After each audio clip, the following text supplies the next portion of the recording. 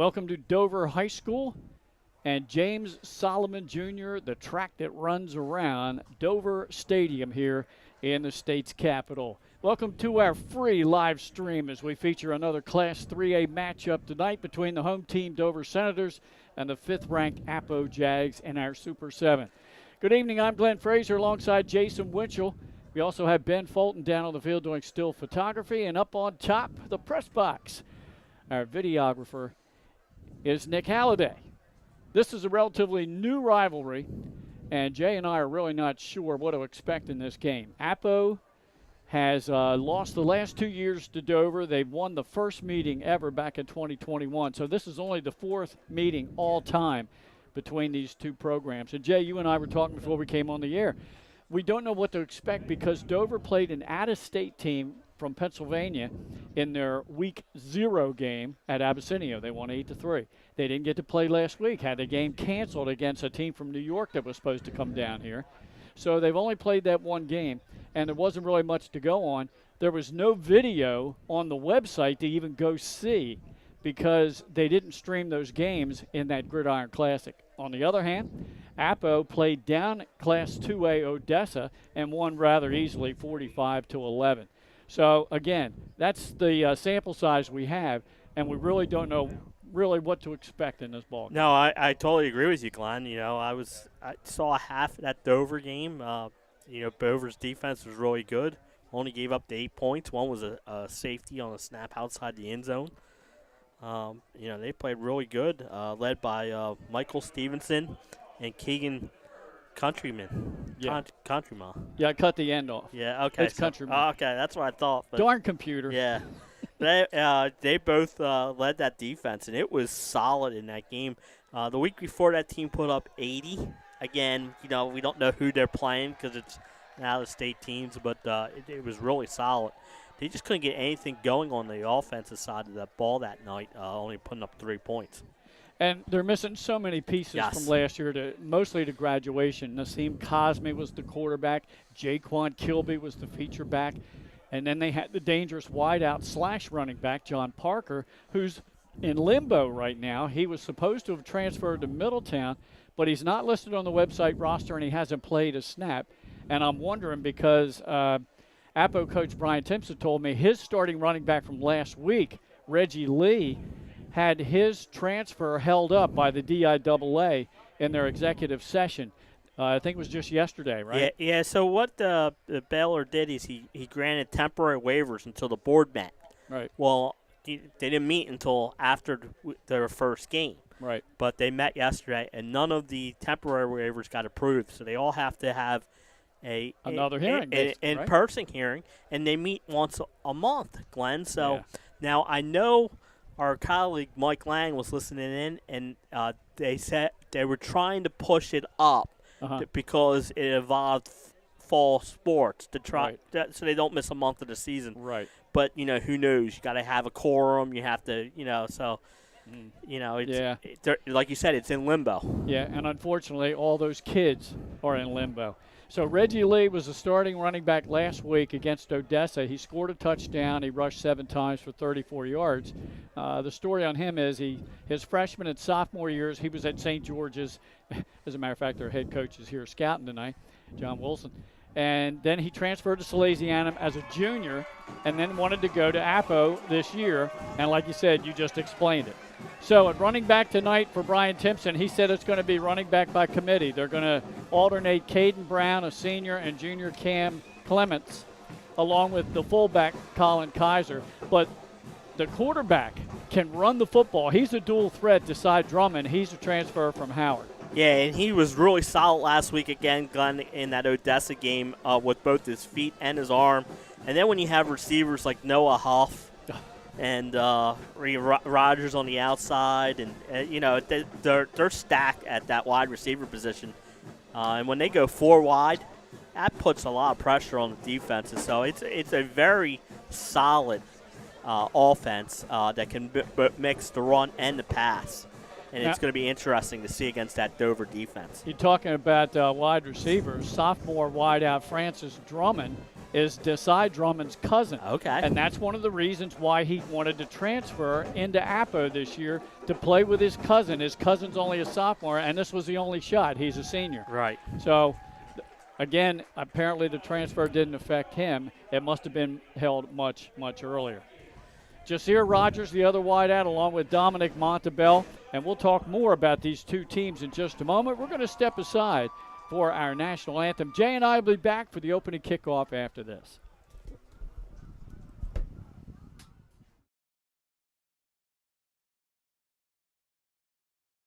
The things that matter most happen right in our own backyard. Our neighbors, our schools, the places we go, and the people we know. And now there's one news outlet where our story is told. Delaware Live. Locally owned, community-based news. Free to every reader, because Delaware's future belongs to all of us. Quality journalism we can trust to help us take on the day. Delaware Live. Our state, our news, our home. First State Orthopedics has 46 physicians and 22 physician's assistants at 16 locations across the state of Delaware. We provide both surgical and non-surgical treatment for a variety of orthopedic conditions, are specially trained in current state-of-the-art techniques. We serve as team physicians for over 20 high schools, Wilmington University, and many local recreational and competitive leagues. Our doctors are readily available to all local emergency departments, medical aid units, and urgent care centers for consultation and treatment. Give us a call today at 302-731-2888 or visit us online at firststateortho.com. Your home, your community. It's not just where you live, it's where you belong. At Dover Federal Credit Union, we understand what it means to be local. We started here, and we're not going anywhere. We're as local as it gets, and we like it that way. We're not just a financial institution. We are the local credit union that you can trust. Local people, local decisions. Dover Federal Credit Union. Your home, your community. It's not just where you live, it's where you belong. At Dover Federal Credit Union, we understand what it means to be local. We started here, and we're not going anywhere. We're as local as it gets, and we like it that way. We're not just a financial institution. We are the local credit union that you can trust. Local people, local decisions. Dover Federal Credit Union. Your home, your community. It's not just where you live, it's where you belong.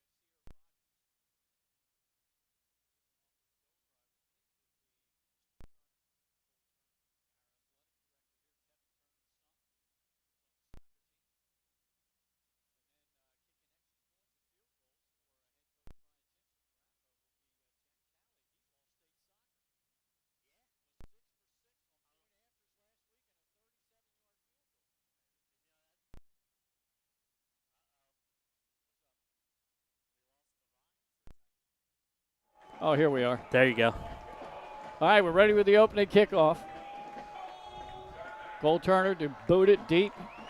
He's number 17. Will he kick it to number 17, Noah Hoff? The ball down around the ground. Hoff picks it up at the 21 on a hop. At the 30, spin moving out to about the 33-yard line. And that's where the Jags will operate. I like that little scrib kick, get the team a chance to get down there and make the play. Like you said, two of the better kickers in the state going at it here today. That could be an interesting matchup to focus on, too. Sure could. Now let's see who they start in the backfield here. So Desai Drummond, the quarterback, is in the gun. Behind him is the fullback, and then it's just 4 wideouts. Trips to the top of your screen, Noah Hoff to the bottom. Boy, Desai Drummond has good size. Yeah, he does. Takes the snap, hands it off to number 36, who crashes off the left side, and that is Caden Brown, the senior. Got a couple of yards up to the 35, maybe the 36. We'll give him credit for 3, Jay. It'll be 2nd down and 7. Yeah, that's a good, interesting pickup on that 1st down. Dover's front 4, Keegan Countryman and Michael Stevenson. Mikey Stevenson are the bookend DNs. Here's the 2nd down and 7 play. Man in motion is Rogers to the top of your screen. Drummond looked left. Now he goes right. He throws downfield, and behind the secondary was his receiver, who had to come back and dive to make the catch, but it's a 1st down at the Senator 35. What an adjustment there, Glenn. He had to come back and get that ball. What a great play by Dominic Monterbell. He made a great, because that's the thing when you're throwing on the run like that, Glenn. Sometimes you can't get everything behind the ball. Great job of adjusting and coming back. That goes to the Dover 34-yard line. That is a 30-yard pass play. But you can see what his athletic ability be able to get out of the pocket. If Drummond threw that a little deeper, he might have had 6 there because Monterbell had the secondary beat. That time the hard count drew Dover off sides. Yeah, it'd be interesting because the Dover guy came out as the running back was jumping in motion. So, okay, well, they're talking it over, Jay. We'll see what the call is. Here's our white hat. Now it's going to go against Appa. So they must have thought he moved before the defend. Sometimes when that defender's coming over, your instinct is to jump. I think he jumped a little early there. And obviously he did, so now it'll be 1st and 15. Back at the Senator 39-yard line. We're just underway in this one. Benny Mitchell and the Southern crew there at Felton tonight. They have Lake Forest and Red Lion in a good 2A matchup. Looking forward to that game, Glenn. That's, like you said, a big 2A matchup. Pitch out. They do sweep to the far side, and that's Caden Brown again. He got a couple, and that's it. That great pursuit there by the Dover defense. And what I like early is they're on, especially on these run plays, they're gang tackling, Glenn, which is big against this Appo offense. Yeah, it looks like both teams have good size on the line. They say Dover has a little advantage because both their DNs are back from last year. Right. Appoquinimink replaced just about everybody on that front except for Leighton Von Brandt and Marinucci, who saw some PT last year. Von Brandt, he's a beast. He's a tall kid. You can't miss him out there. Drummond fakes it to the left. Now he scrambles up the middle, and he's hit right at the 35 and driven back. So it's going to bring up 3rd and 11. That was a great stick there, Glenn. He wrap up the legs as we're taught, and that was a great play because I think if Drummond gets by him, he might maybe picks up the 1st down. All right, like you said, 3rd down and 11. Early in the 1st quarter. Nice night here for football at Dover High. Game time temperature 75 degrees. And it's going to drop through the 70s. We might finish up like around the upper 60s. Appo, of course, in their road whites with their maroon helmets. Dover in the home blues with the white helmets. Drummond in the gun, flanked by Caden Brown to his left. Now he sends Rogers in motion. Back to pass again. He throws the long ball. He's looking for Noah Hoff. Hits him in stride inside the 5, and an easy touchdown there for the Jags. What a great pattern run there by Huff, and an even better throw by Drummond. Hit him right in stride, Glenn. And you couldn't draw a better opening drive for that. Appo, 2 big pass plays on the drive, and they're able to put up a quick touchdown here against the Dover defense. And, Jay, on both of them, the wideout was well behind the secondary. Yes, absolutely. And we said I think these Apple receivers have some of the best speed, which could give Dover secondary fits at times. Mowdy is the long snapper. Noah Hoff, who scored the touchdown, is the holder. Snap is down, kick is up, and the kick is through by Talley. Talley now 7 for 7 in game number 2 now with point after attempts. Appo takes the opening kickoff and goes right down the field, and that drive covered 67 yards. But you're right, almost all of it on 2 pass plays. Yeah, and 2 big pass plays. Again, both times the receiver was open. In fact, the receiver didn't have to adjust for that first ball. He might have scored on that play, but great job by Drummond. And both times Drummond has made the throw, he's moved up in the pocket. So that's what that athletic ability back there as a quarterback. So a quick Appo lead. Again, we thought, Appo looks like they have a lot of weapons offensively. Now they lost one with their starting running back, who's in limbo right now with a transfer request. But it looks like with him out, they're going to try to run a little to keep the defense honest, but they're going to throw it around the field. Yeah, and the one thing, too, is that the transfer rule was signed into – the new transfer rule was signed into effect August 17th by the governor. So a lot of these players chose to go under the old rule, and that's why they had the hearings. Right. All right, here's our kickoff. The boot down inside the 15, taking on the run at the 18-yard line. Running back, good special teams tackle by Appoquinimink's Edge Von Brand, who got down there. Yeah, he did. That was a great tackle, like you said, Glenn. All right, so Dover will try out the offense. Cam Wagner, he's wearing number 5 back there. To Dover fans, that's very familiar because Nassim Cosme wore that number the last few years. So he's a junior starter at quarterback. Shamik Morris is the sophomore feature running back, along with Jaheim Cole. We'll see him back there and also in the slot.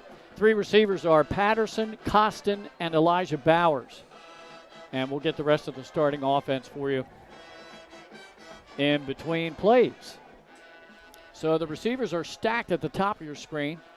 Patterson to the bottom, and a wishbone set in the backfield. Yeah, interesting look, Glenn. Yeah. They give it right up the middle, and a good, strong run by Nehemiah Costin, the freshman. Yeah, for a freshman, he kept his legs moving, Glenn, after the initial contract and picked up a few rack yards. Yeah. Run after contact. Rack instead of yak. Yeah. I like it. We're going to give him 3. It'll be 2nd down at 7. Patterson again to the bottom of your screen. And then receivers are grouped tight to the line. Pitch out. Getting inside of the defensive end for a good gain up just shy of the 30. Now they're going to mark him at the 30. That's Morris. I like that. The little pitch after running inside, the little pitch to the outside, try and change up that defense a little bit. And this is what Dover needs to get in 3rd and short tonight. If they could be in 3rd and short, maybe that offense could be a little bit more successful than it was in the opener. Yeah, run some clock too, right? Has some long time consuming possessions to keep that potent Appo offense off the field. They fake it to the motion back. Good stick in the backfield. Morris got away from the first defender and scrambled to get back to the line of scrimmage, so it'll be 4th and 2. I couldn't see who that first defender was, but he's the one who broke up the play.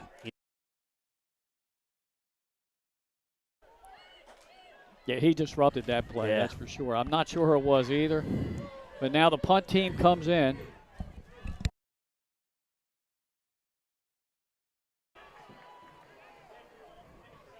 And kicking off, or punting rather, for Dover is Sykes. Marquis Sykes. Sykes the punter, standing at his 15. And Hoff standing back at his 35. There's the snap. It's good by the long snapper. Oh, great leg. It's going to be returnable. Hoff on the run. No, he did call for a fair catch. I didn't see it. Right at the 30-yard line. Yeah, I didn't see the fair catch signal. He must have signaled early. Yes. I was going to say he. So Appo scored on a 5-play drive. They had 2 penalties there, or 1 penalty in that drive, the illegal procedure. Offense comes back out. We'll set it again for you. Colin Kaiser's the fullback. He has not been in the game yet. Cam Clements and Caden Brown will be alternating at running back. Quarterback is Desai Drummond. Wideouts are Rogers, Montabell, Hoff, and Francis Drummond. Center is Hank Mowdy, who's also the long snapper. The guards are Marinucci and Robinson, and Von Brandt, Leighton Von Brandt, Aaron Hall are the tackles. It's a handoff up the middle. Not much there.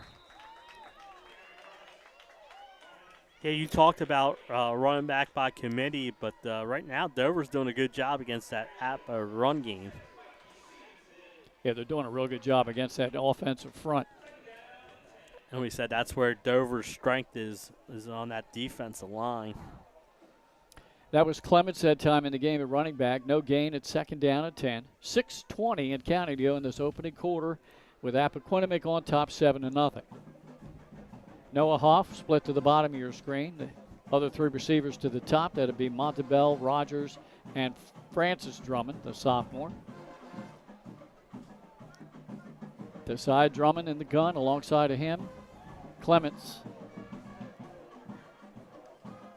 Back to pass. Quick hitter over the middle, and that's complete to Rogers in midfield. Sidesteps a couple of defenders, breaks a tackle, and he's finally brought down near the Dover 35. Yeah, another great catch and run by this Appo offense. And right now, Glenn, their passing game is in sync. You got that right, buddy.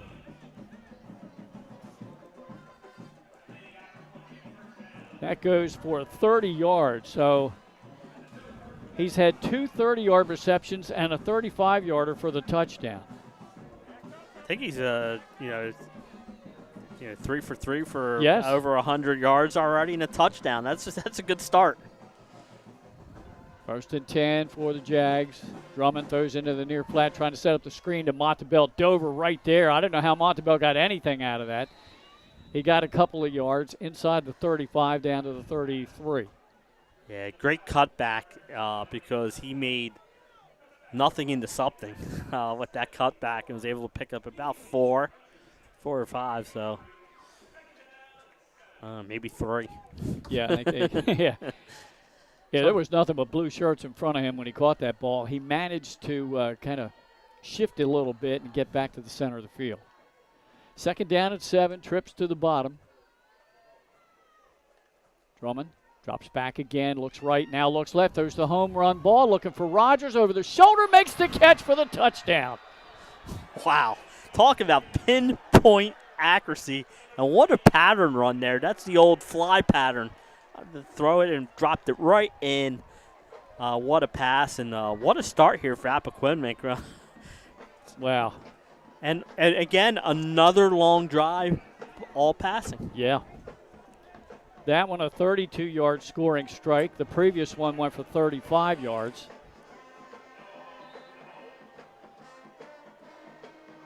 Noah Hoff is the holder. Tally's kick up, has the distance, and it splits the uprights. And it's now 14-0, Appo over Dover. They score on their first 2 possessions. Jay, at this point, Dover's defensive coordinator and his staff, they've got to figure out a way to make sure that they're getting better coverage on the wideouts. Yeah, right now, they're getting strong play on the defensive line on the running game, but on the passing game, they're not that they're not getting any pressure, but he's able to avoid the pressure when he can, and right now they're getting no help in the secondary. And like you said, maybe and we mentioned in the pregame that the Appo wide receiver group is deep, talented, and they give defenses fits, and they're giving this Dover defense fits early in this one. Well, he's quarterback Desai Drummond 5 for 5 for 130 yards and 2 touchdowns. That was perfect. We might see that one later on in the top place next week. Yeah, absolutely, Glenn. End-over-end kickoff will be returned inside the 10 from the 8-yard line up to the 20, trying to get the outside. A flag flies and a tackle made. On the return, it was Elijah Bowers. And where that flag was thrown usually means an illegal block. Yep. So Dover on offense for the second time. First time they got the ball 3 and out. Now they ended up with a 3rd and short, but could not convert. So let's see if the Senators can get a little bit better of an offensive drive going here. You said you did watch, the first half of that season opener for them against Troy. Yeah, like I said, they played great on the defense end. Struggled a little bit on offense. Had a couple good drives and kicked the field goal. But getting down 14-0 early is going to be tough. Yeah, it'll be a tough task for them, Jay. But they've got to make something happen on this drive. If they can get something going on this drive, then they're right back in the game. Yeah, absolutely. And what I like that first drive is they had some possessions. I saw the Senator mascot making its way up here. All right, first down play, good gain, right up the gut, out across the 20 to the 21, so it's going to bring up second down and short. And that was a good carry, good blocking up front by the O-line, Shamik Morris on the carry. And that O-line is, they're ready to go, right back up to the ball. Yeah, and that was a great hole there for them and great block. There's Morris again. He's into the secondary before he's hit, and he's all the way up to the 35-yard line. And gains 15 more. And they are going hurry up now. I like change the tempo on this Appo defense a little bit. 2 first downs in a row for Dover on this drive. Tight formation with a tight end. Hand off again, this time hitting the backfield and drop for a loss. Let's see as they unpile. It looked like number 57 for Appo. That would be Gavin Johns, who had a sack last week in the Odessa game. Yeah, that was a nice play by him. He got off his block in a hurry and was able to make the tackle for the loss. But Dover has had success running this ball. Terrence Williams, the tight end. Countryman and Stevenson are the guards. Neal and Perkins, the tackles. Looked to pass. Those in the far flat. Tries to set up the screen.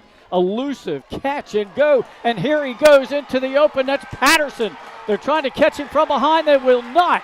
He's going to go all the way from the 33, a 67-yard touchdown play for Dover, and they're back in the game. Yeah, what a great, that was all yards after the catch, Glenn. He does a great job of using his speed to get down the field and take it in. Well, big play after big play in this one, and great job, as you mentioned, after the catch, eluding defenders and breaking tackles. Yep. We got a ball game now, buddy. Yeah, we do. That was the answer you were talking about, right? Right after the second Appo touchdown. Said it was an important possession for Dover, and they answered quickly. Turner's kick up and splits the uprights. We're going to keep it right here because we're going to take a break in between quarters. 3:09 left in the opening quarter. Dover strikes with a long scoring play, the longest play of the game so far. A 67-yard pitch and catch from quarterback Cam Wagner to Mark Patterson, the junior. Yeah, and what we talk about, great big block, big pass plays by both teams early in this one. And different kind of pass plays. For Appo, it was receivers getting deep behind the secondary and quarterback Drummond hitting them in stride. For Dover, it was let me throw it out in the flat and set up the screen and let my athletic wideout make some plays. He did. So Wagner to Patterson for 67 yards.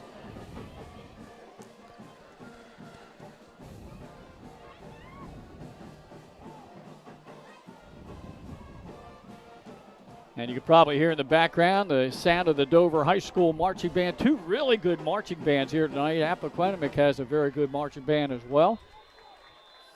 And I can smell the grill. You smell the grill, I Jay? do. I absolutely do. They're tempting us. Yep. They're teasing us. Turner signals he's ready. The senior soccer player, Cole Turner. Let's see if he hits kind of a squib kick again like he did in the opening kickoff.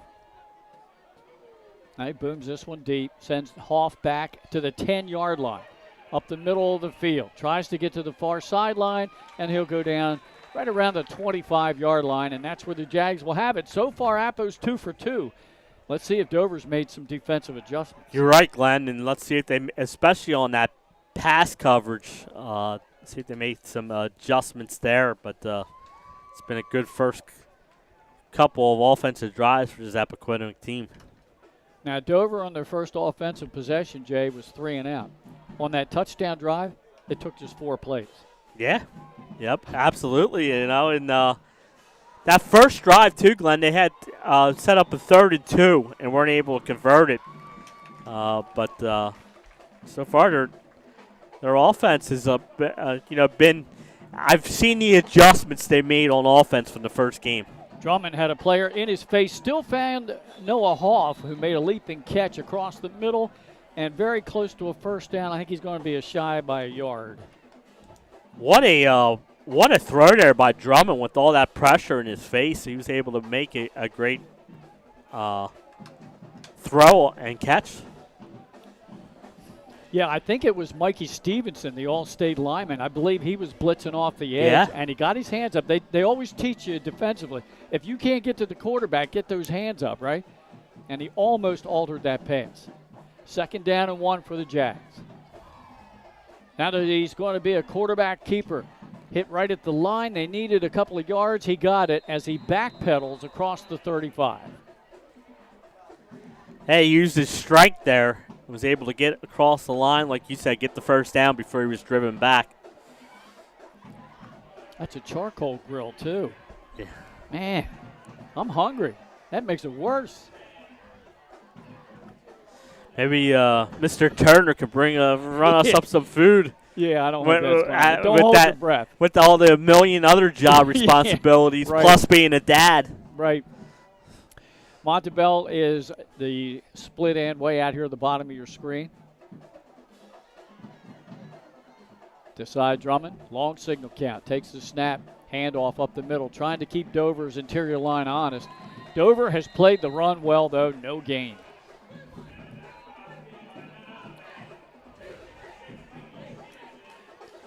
Yeah, right now, Dover against the run has been really good. It's been the pass that's been giving them fits. That was Brown on the carry. Caden Brown, he's a senior.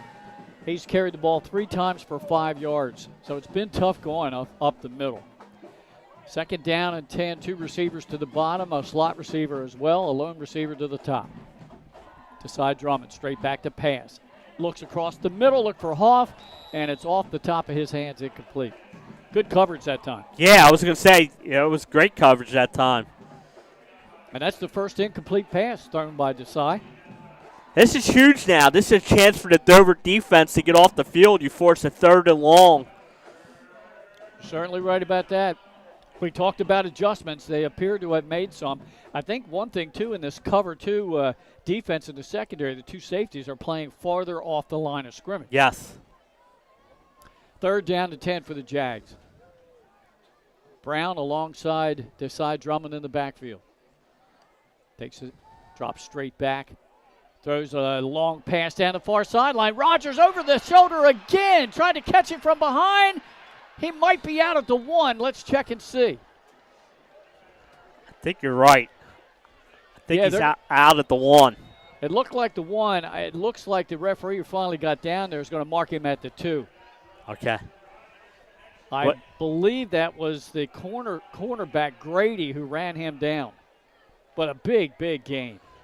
Yeah. 13 yards to the 50 and then 48 to the – got to do some math here. 61 yards roughly. 13 and 48. That's 55. No, it's 63. 61? 63. No, 63, Glenn. We don't have a calculator up here, folks. We're trying. We need one. 63 yards. Let's see how Appo chooses to try to score here. They're going to go Drummond on the quarterback draw, and he sidesteps right into the end zone for the touchdown. Flag after the score, so that'll be unsportsmanlike. And we've seen a lot of that this year, Glenn. Yeah, we saw too much last week. And The refs are looking for it this year. I got to tell you, we're not in end of the first quarter yet, folks. Got 44 seconds to go. Desai Drummond is closing in on 200 passing yards, and we're in the first quarter. And again, Rogers beat the secondary down the sideline. That was the touchdown play. Yeah, absolutely. And again, another great throw. Hit the wide receiver in stride. Yeah. Perfectly thrown ball, and another set up the 2-yard touchdown run. Fourth score of this opening quarter. So let's see if it's unsportsmanlike. What's your call, Glenn? Do you take it on the extra point, or do you take it on the kickoff? I think they're going to take it on the kickoff, get better field position. Yeah, that's what I do. Tally's a really accurate kicker. Exactly right. Yep. Now, if it was, maybe not a strong kicker, maybe you move them back. Now, he made that with ease. And timeout on the field is now 21-7 in favor of Appo. This is a game coming in, and I thought, well, Dover's defense will flex their muscle a little bit. Appo's defense is not all that bad. We might have a low-scoring game. Oh, no. No. Oh, no. Yeah, I was with you, Glenn, on the ride down here. I thought this might be one of those low-scoring games, and 28 points already in the first quarter, and both offenses are clicking right now. All right, so you were right the first time. It was a 61-yard pass play. And I'm sure everybody who's listening is going, those two numbskulls couldn't add up 48 and 13. No excuses. No. I was watching other things on the field, and unfortunately trying to add something up and multitask. Well, that's why I looked at the scoreboard quickly to see what yard line they were on, and then. Yeah, because they changed it real quick.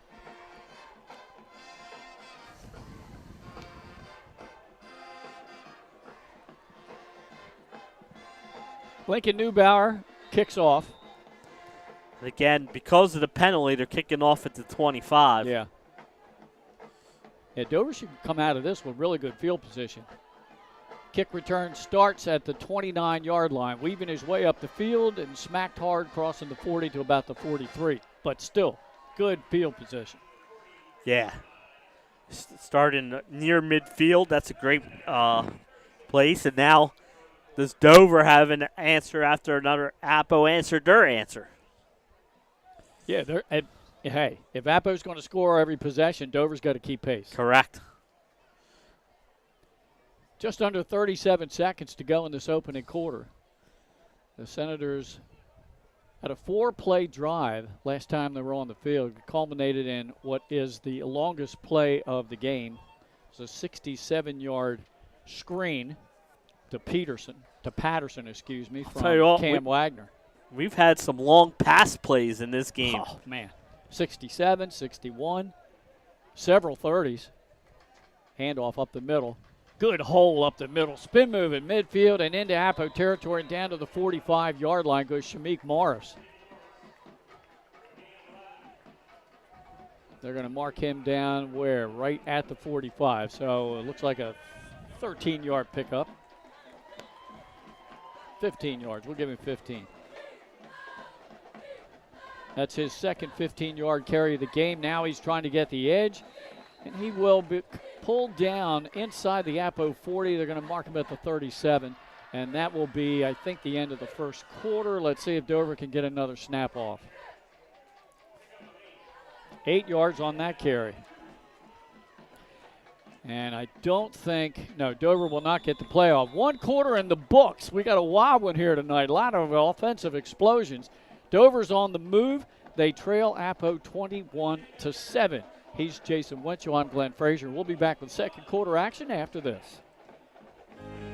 Welcome to Premier Physical Therapy and Sports Performance. We're a locally owned outpatient physical therapy practice with convenient locations in all 3 counties in Delaware. At Premier, we have experienced physical therapists with advanced credentials, but their hospitality, passion, and enthusiasm is what makes the difference for you. Find our convenient locations at premierptsp.com. You may have tried physical therapy, But have you tried Premier?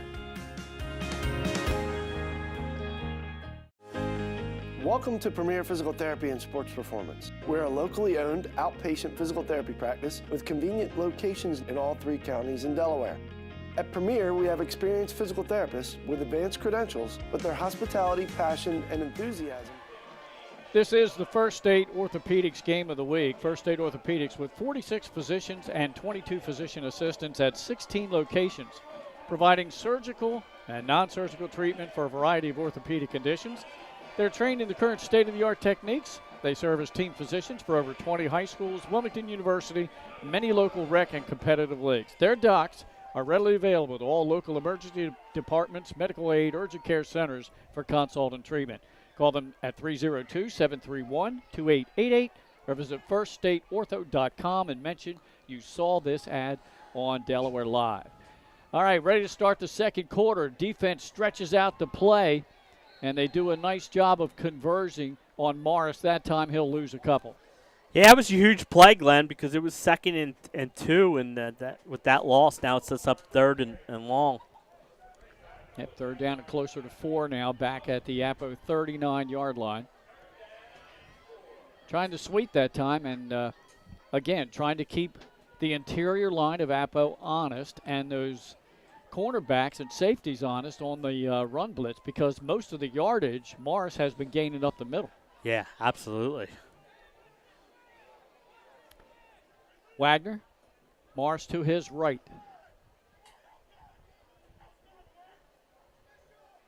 He fakes it, takes it himself. He got around the edge, and I think he got out of bounds, just got enough for the first. It'll all depend on the spot. I like that play call there, Glenn. Everything's run up the middle, and he fakes the handoff and has, like you said, gets to the outside.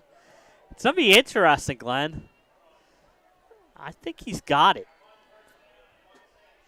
The near side judge says first down. The one on the far side, okay, now they're moving the chain. The referee did point first down, but like you said, the far line judge, he had it short. Yeah, he did, about a yard.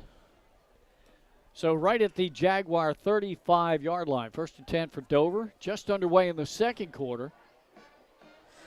And I think he was short. They were gonna go for it, Glenn, because right now you got to match score with score right now.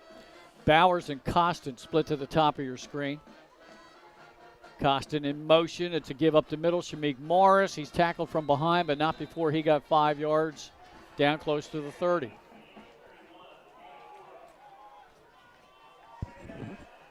Now Glenn, with our early start at 6:30, some of these other games are starting to get underway now. It's a little after 7. But some interesting matchups this week, especially some of these intra-district games like this one here. Tomorrow you got St. George's and then today in 2A you got Red Lion Christian and Lake. DMA Smyrna is going to be an interesting one for me, Glenn. DMA's look good in that 2A level. Yeah. Smyrna, young team, struggling a little bit on the offense end. That could be a big contest there for both teams. And then Archmere and St. Mark's is always a clip. The Laurel playing up again against CR. Right. Conrad playing up, going down to Sussex Tech. And how about this? A night game at Tatnall tonight. It's a Cannon game. Yeah. St. Andrews and Tatnall. And that's a big early 1A matchup. I'll tell you what, I was really impressed with that Tatnall team last week, beating a very good Freds team. Yeah. I thought it was going to be a slow year with all that talent Tatnall lost. And I'll tell you what, Glenn, they reloaded.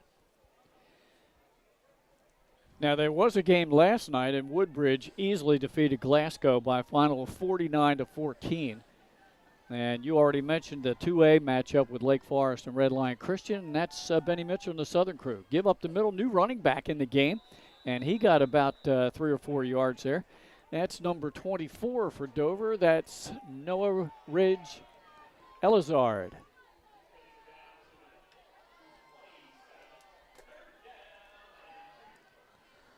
Big again, 3rd and 2 here. And that's the one thing Dover's been doing is they're getting in these 3rd and shorts. I've really been impressed with the Dover offense here tonight. Yeah, their O-line's doing a great job so far. All right, 3rd and short. 3rd down and 2 for Dover. Inside the Appo 30 at the 27.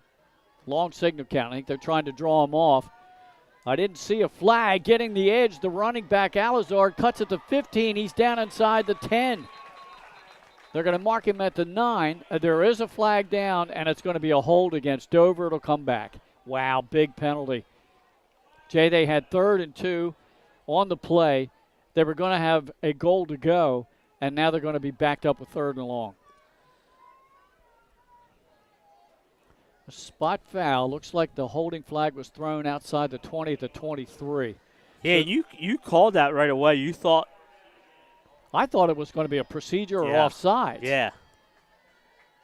So a 10-yard penalty. That backs up Dover to 3rd down and 8. But the second running back coming into the game, Elizard, who now comes out, did a great job of getting the edge. Stop the clock running down to 9:20 to go here in this opening half. After the penalty, Dover 3rd and 8 at the Appo 33-yard line. I think this is 2-down territory here, Glenn. And they bring Shamik Morris back in at feature running back. He's to the left of quarterback Wagner. Looks left, came back right, deflected in and out of the hands of his intended receiver, Patterson, who scored the touchdown. Now you got an interesting call, Jay. You got 4th down, but you got 4th and 8. Yeah, that's why I thought 2-down territory. Maybe you run, on that 3rd down play, pick up some yards. But 4th and 8 here. Maybe try and get the ball in Parker's hands quickly to the outside, see what he can do. And then, if not, a pass down the field here. But this is a big, big down here for this Dover offense. Wagner got the play from the bench. Also checking into the game is Dejon Smith, a freshman. And he'll line up as one of the trips at the top of your screen, along with Costin. And now we've got a timeout by Appo. They saw the alignment. I guess they didn't like what they saw. They want to have the right defense in. Yeah, and that's the thing. This is a key 4th down play for that Appo defense. So saw what they wanted, and a good timeout there by the coaching staff. It's been an exciting first quarter, that's for sure. We've seen breakaway runs. Great job by Patterson with his yards after the catch on the screen. And then on the other side, Desai Drummond just hitting wideouts in stride behind the secondary. He did that on 2 of the touchdowns and that long 61-yard pass play that set up his run. How about this, Glenn? Quickly up at Abbott Stadium, Josh Roy with a touchdown.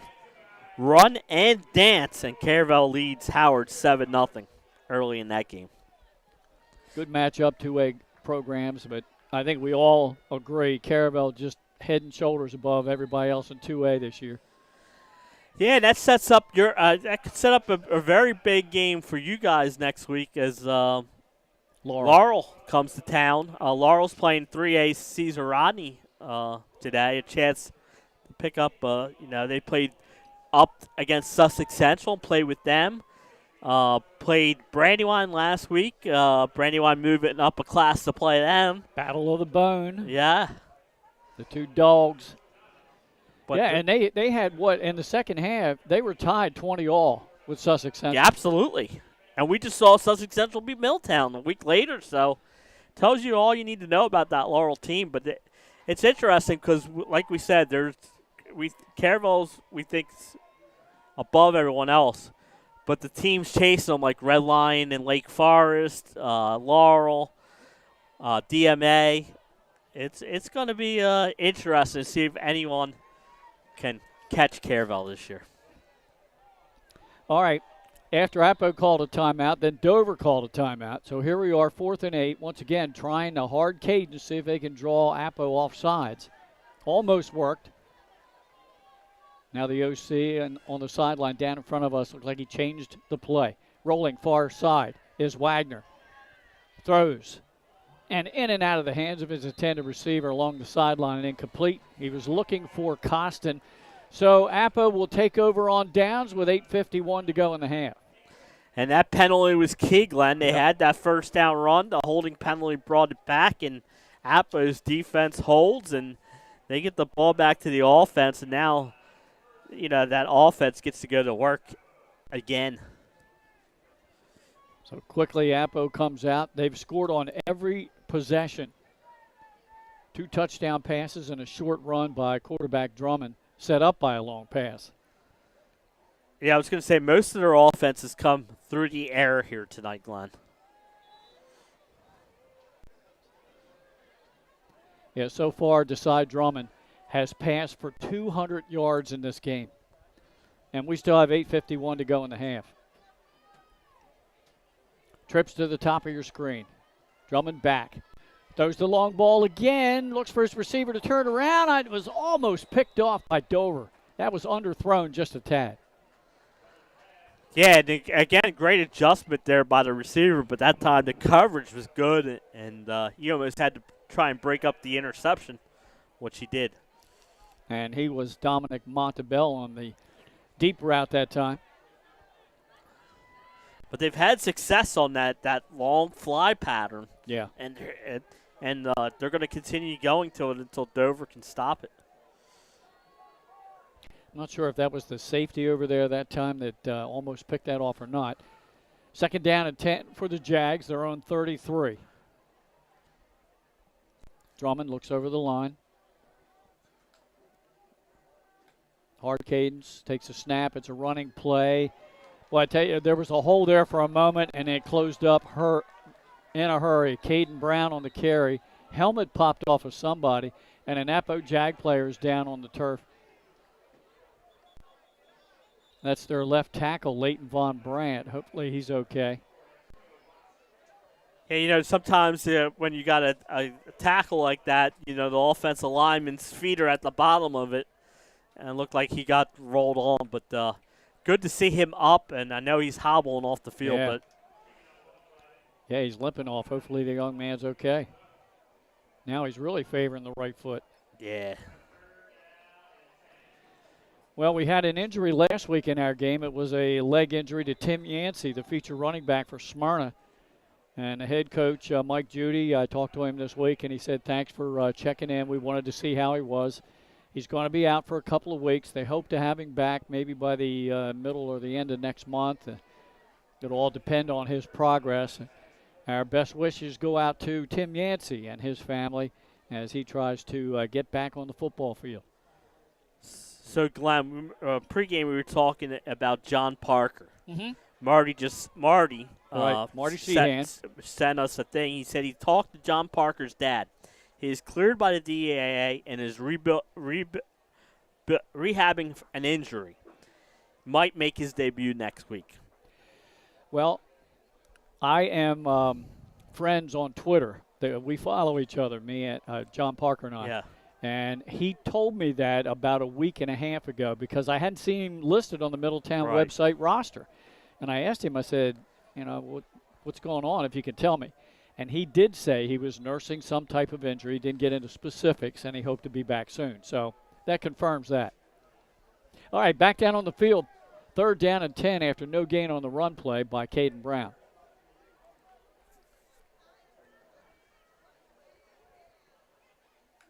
Long signal count. Drummond back. Now he steps up in the pocket, nowhere to go, and he's going to maybe get back to the line of scrimmage. If not, that'll go down as a sack.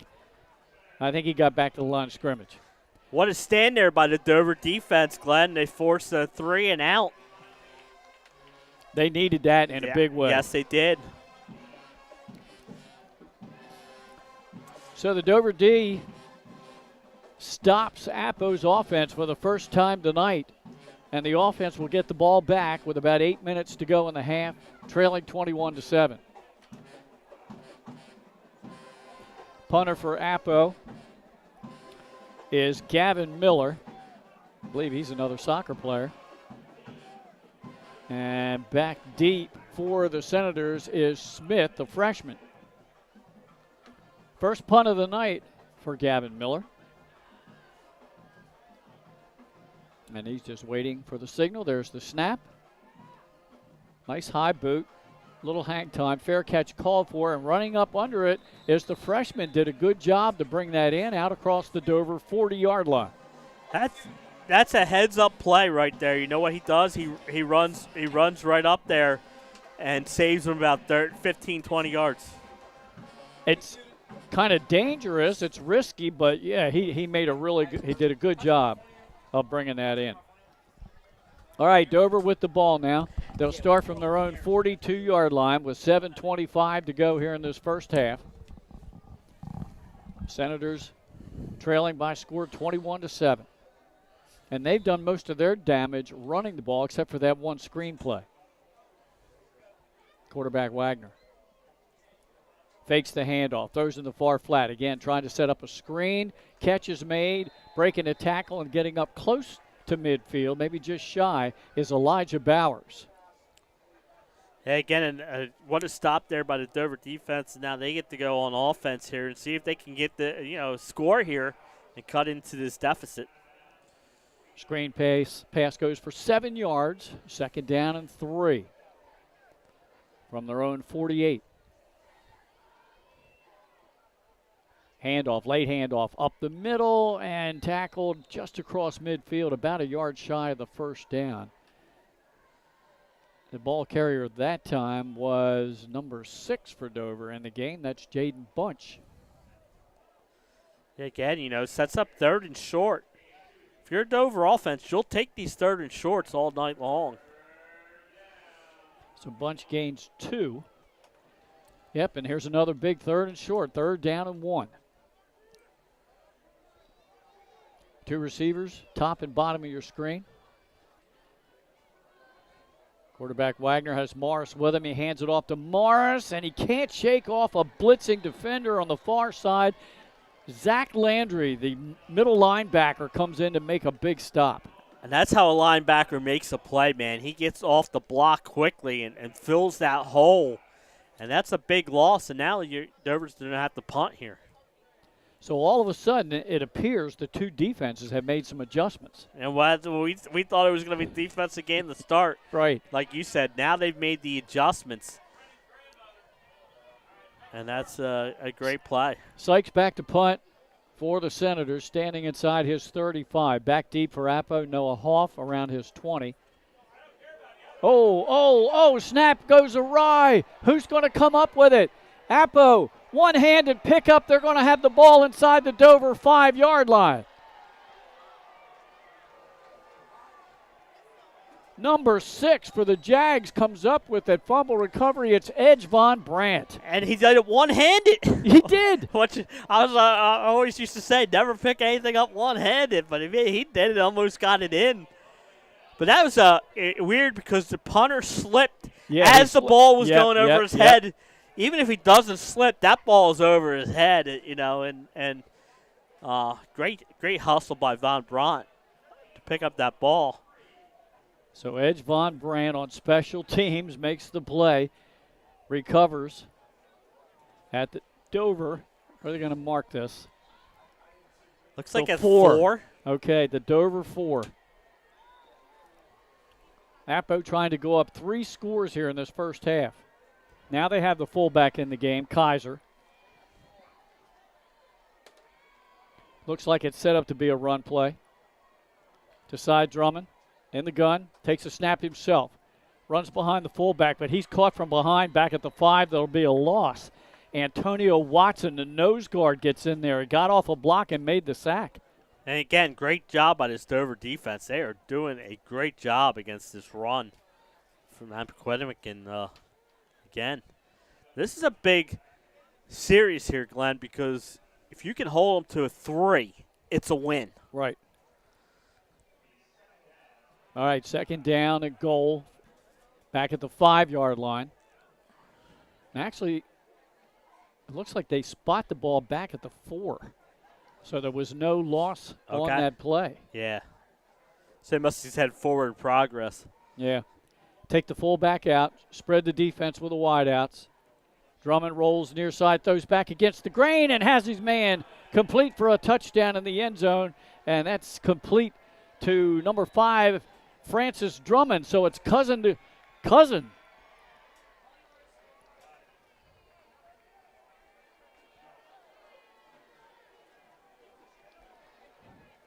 Third touchdown pass of the night for Desai Drummond. And they take advantage of the turnover.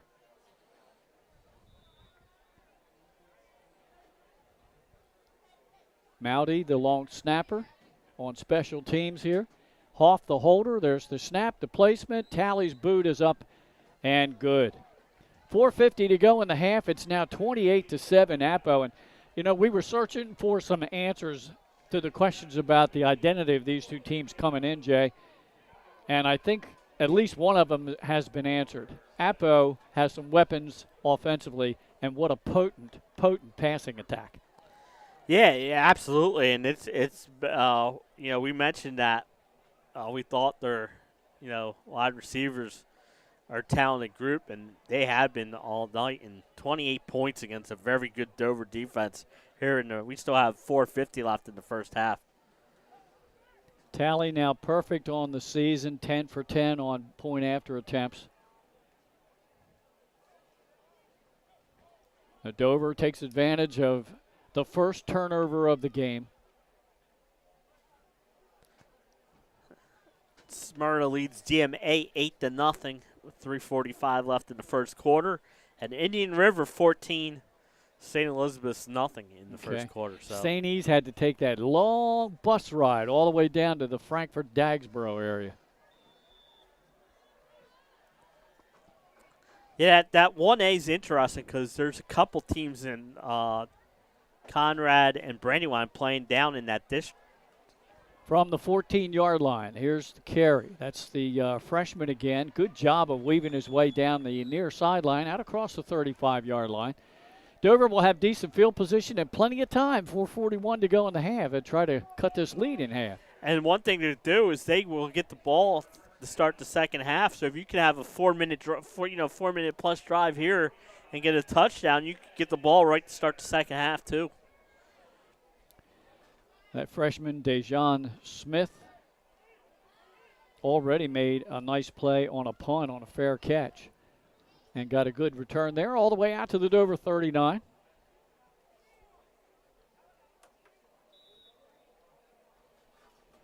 So coming into this game tonight, our 302 Sports Super 7, we have Appoquinimink ranked 5th. Dover is unranked, first time in a couple of years. Because they lost so much offensively, we had to wait and see. And yeah, that's one of those ones I think where, you know, we had them ranked, but, you know, we hadn't seen them play yet either. So Wagner in the gun, takes the snap. It's a give right up the middle. That's at number 24 in the game, Elizard. And Elizard got about 5 yards on first down, 2nd and 5.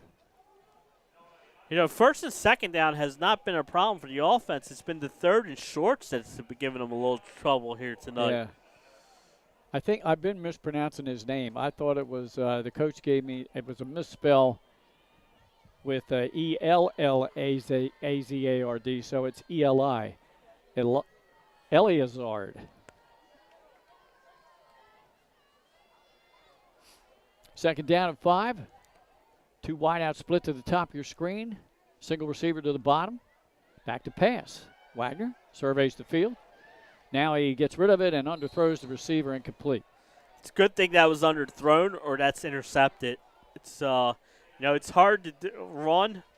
In fact, I said this about Jalen Hurts' interception. You know, you're running to one side and trying to throw back across your body. Yeah. It's just a dangerous throw. It is. The technique is, Jay, you got to get those hips straight. You got to straighten the hips out and then make the throw. But, yeah, a right-handed quarterback rolling to his right, that's a tough throw coming back in the middle. On the incomplete, brings up 3rd down and 5 and stops the clock with 3:50 to go in the half. This might be one of the key third downs of this first half. Tight formation this time for Dover. Eliazard goes out in the route. Now he throws a long ball looking down the far side and almost caught by Bowers, but I think it was a little underthrown and hung up there a little while and allowed that defense to get back there. I was just going to say, you know, it was hung up just a little too long, and the defense was able to recover.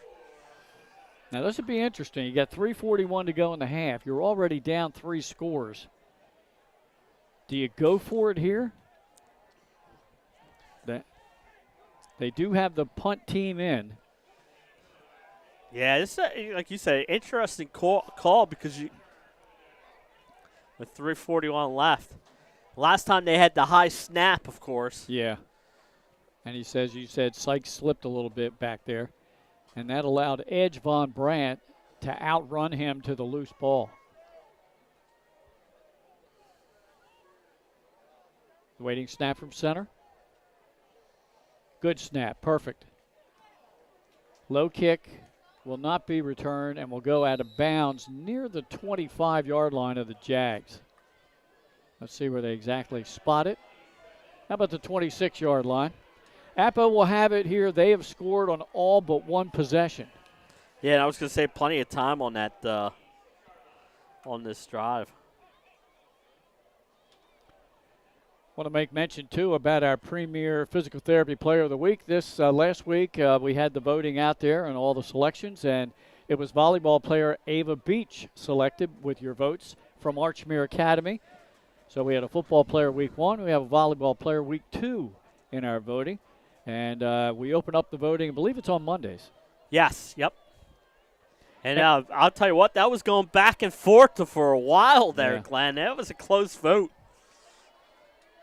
We got to find a way to fix that, though, because it allows for people to vote time after time after time, multiple times, and it should be limited to 1 vote per day or something. Yeah, and I'm always, I always think these fan votes are tough because, like you said, you have to make sure that there's a limit, or you're going to have what we have in Major League Baseball All-Star voting. Exactly. All right, here we go. 1st and 10 for the Jags. Drummond looks far side, throws out in that flat, completes the pass to his cousin, Francis Drummond. And where they're going to mark him out, I don't know, but there is a penalty flag in the Appo backfield. Yeah, it looks like it could be in holding territory. Yeah, but the pass was just enough for the first for 10 yards, but we'll have to check out the flag. I think I saw another helmet fly off, too. There was a Dover player coming up. As a Mikey Stevenson, he was holding his helmet in his hand. Okay, so yeah. Chim straps, coming undone. And yeah, one thing, if it comes off in the field of play, you have to sit out the next play. Yeah. All right, the officials gather in the center of the field. They're going to discuss the flag here. Like I said, if the penalty is against Dover, Appo will probably just take the play in the 10-yard pass, but it looks like they're walking back. All right, let's check in with our white hat, the referee. Here's the signal. It's an offensive hold in the backfield, and that was a deep flag, too. But in high school ball, they bring it back to the line of scrimmage. Remember that change they made? I think it was last year. Yeah, and that I think that's a great rule change because we saw, we've seen some, holding 8 yards in the backfield turned into an 18-yard penalty, and it's. Yeah. That's a good move. Good change by the NFHS. Still, it backs up the Jags all the way to their 13-yard line. Of course, I think last week we had. You know what? They didn't bring it back to the line of scrimmage. No, I was just going to say that looks longer than that ended up being about 15 yards. And you see head coach Brian Timpson, he's out on the field. He wants to talk about this.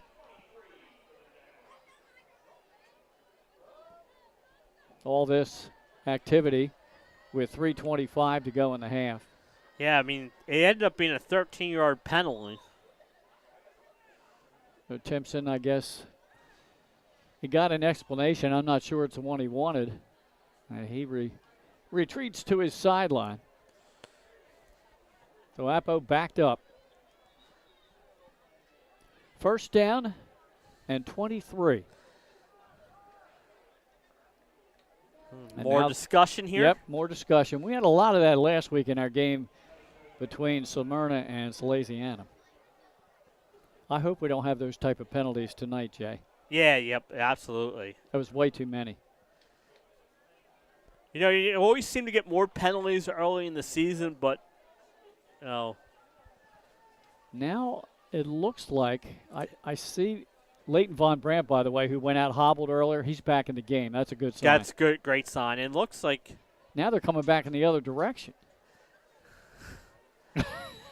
Oh, there's another flag on the sideline. Yeah, this might be against Dover after they decided to move the ball back up.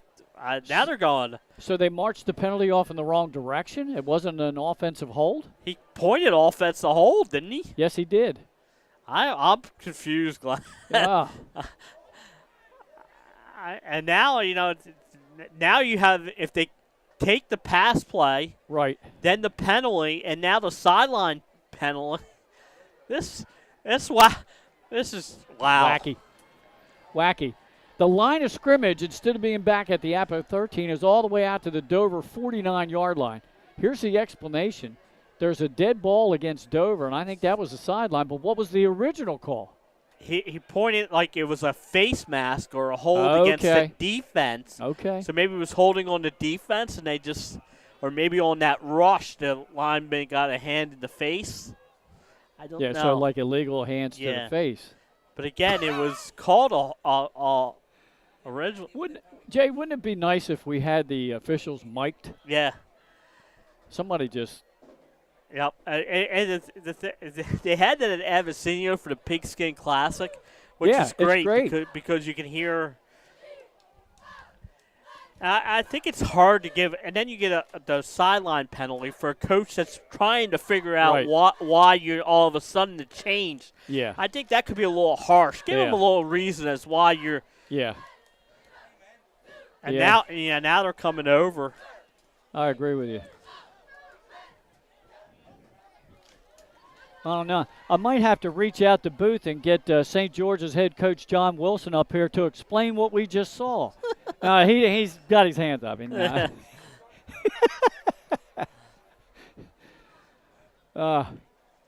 it's nice. St. George's, they play tomorrow. Yeah. So they're down here scouting. And that's a big game tomorrow for them. They got Hodson at Caravelle. Of course, Hodson's home field. It's an 11 o'clock game, which is Hodson's used to playing at 10:30 when they had the home. Yeah. So even though they're at Caravelle and there's lights, I don't blame them for taking that routine out of the afternoon game. But it's a big game for St. George's, who looked good against St. Mark's for 3 quarters, and then St. Mark's was able to come back and get the victory. Desai Drummond in the gun. Brown to his right. Fakes the handoff, throws that in the far flat, completes that pass to, I believe, his fullback. He'll get a first down, but we have a flag down as well. That was Kaiser, the fullback. And the flag is down by where the tackle happened, so let's see.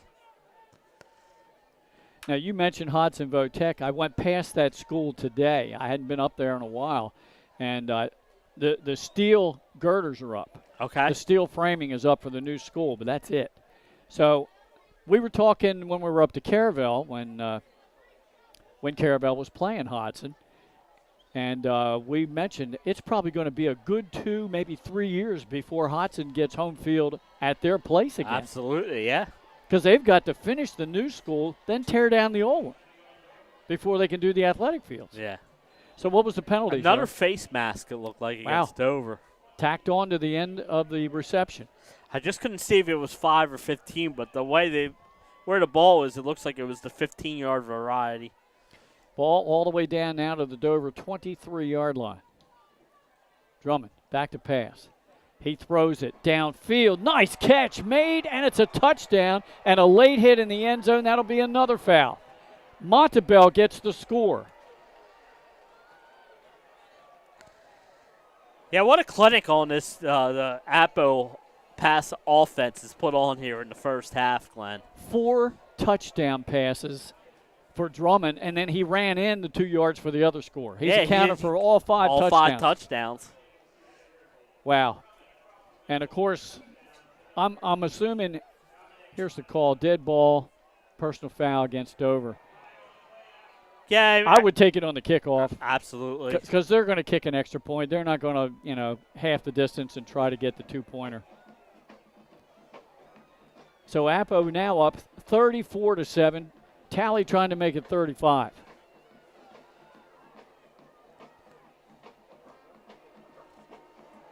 Noah Hoff, the holder. Mouty is the snapper. High snap. Hoff got it down. Kick is up. Kick is good. Dover trying to block that. They kind of ran into the kicker a little bit, but it was incidental stuff. The officials let that go. So the unsportsmanlike penalty will be assessed on the kickoff. Yeah, so they'll be kicking on Dover's side of the field. Yeah, that was for that late hit as he stepped over the end zone. All right, Dover's style of play. Most of their yards on the ground. I don't think they can go to the air with a lot of effectiveness, so they're going to have to keep it on the ground and hope that their running backs can break some tackles and get them back in this game. 3:05 to go in the half. They've got time for a drive here. But then when they go into the locker room at halftime, it's going to be really important to see what kind of adjustments they make.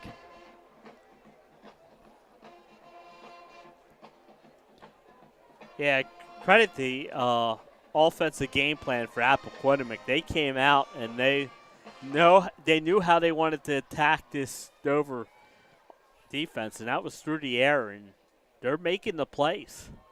Well, I tell you what, there wasn't a whole lot of film on the No. Dover Senators. But sometimes when you don't know a whole ton about your opposition, you just play to your strength.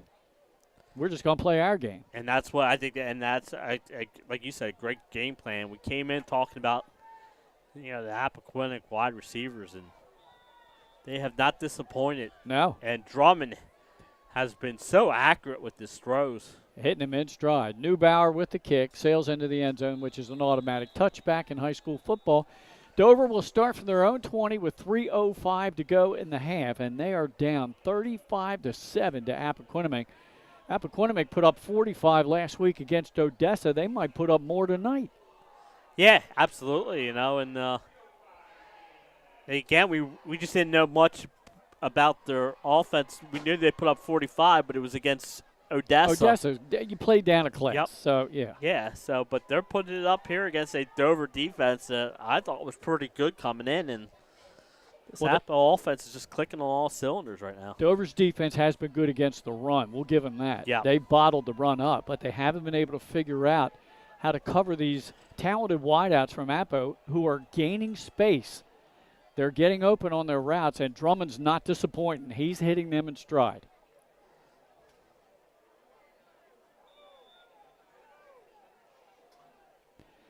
All right, Senators with a wishbone set in the backfield. They hand it off. Coming right through that line is Shameik Morris. And Morris got good yardage on the carry all the way out across the 25 to about the 28. It'll bring up 2nd and 3. Score update from the Graveyard. Archmere 7, St. Mark's 7. So Archmere playing up a class, hanging in there with St. Mark's early in this one.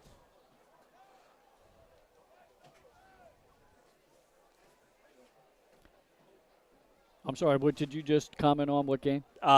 St. Mark's Archmere Okay. 7-7. St. Elizabeth's fumbled the opening kick of the second half. Indian River took advantage of the short field, so they're now up 27-14 early in the third quarter. And our thanks to Marty Sheehan for posting that on Twitter. Down on the field, Senators 2nd down and 3. Another handoff. Started right, cuts it back left, and that's Elliazard.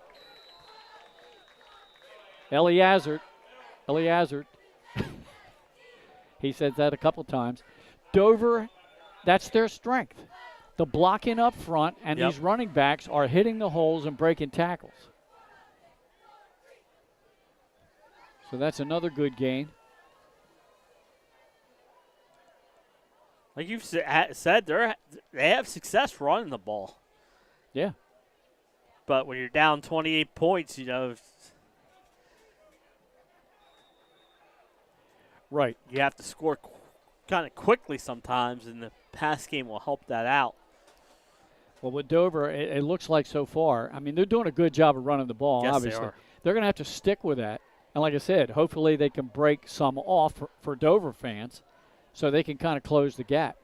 But defensively, I'm very concerned. Yes. Trips to the top of your screen for the Senators. Again, a wishbone look in the backfield. Long signal count. Wagner gives it the second back, started it inside, cut it outside, and it was flipped. And that was Edgebron Brandt on the tackle, Shamik Morris on the carry. Looked like he gained 4. It'll be 2nd and 6. Yeah, and they've had success on these first down runs.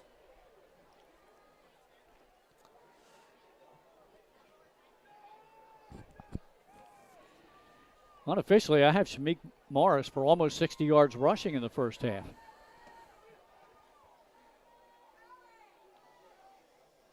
Now dropping back to pass. Wagner has time, steps up. He got away from a couple of defenders. Now he's just going to tuck it and run, and he's knocked out of bounds, but he will gain a couple of yards. Knocked out at the Dover 43. And they called him inbounds, so the clock is continuing the run. And now Dover's going to call a timeout. I believe they will take one with just under 39 seconds to go in this first half. 3rd down and 4 upcoming for Dover. See what kind of play they can dial up. That's a big 3rd down play right here. You would like to get points here in this last 38 seconds if you can, because you'll get the ball to start the right in the second half. Second half. An update from Kevin Tressolini on Twitter. John Orsini throws a 20-yard touchdown strike to Mark Mervine for Archmere. So 7-7 with St. Mark's. I believe you were talking about that earlier. Yeah, so it was a throwing touchdown. Thank you. And I don't see any update on our other game with Benny Mitchell and crew, Lake Forest and Red Lion. I don't think Benny tweets much during a game. No, I don't either. He's he's doing play-by-play. He's producing. Right, he's doing it all. Enough, yeah. All right, timeout is over. 3rd down and 4. Wagner back to pass. Little pump fake. Now he steps up in the pocket. He's corralled and will go down for a sack. On the sack is Gavin Johns. That's a loss of 2. Clock running. Under 20 seconds to go in the half. He's almost at halftime, and he started half an hour behind us, Glenn. Oh, my. 14-6, Lake Forest, 5 minutes left in the second quarter. All right, we've got another timeout with 12.5 seconds to go in this first half. That scoring updates are brought to you by Dover Federal Credit Union. Voted an 8-time first state favorite credit union. You can bank with a winner when you choose Dover Federal Credit Union. We thank them for being a sponsor of our score updates. And we'll have as many scores as we can bring you during halftime. Once again, brought to you by Dover Federal Credit Union. Absolutely. And what you said, in fact, I saw one referee put it out on Twitter this week that they had more Friday night games this week and than referee coverage, and they ended up moving that Woodbridge game to Thursday night because of it. Yeah.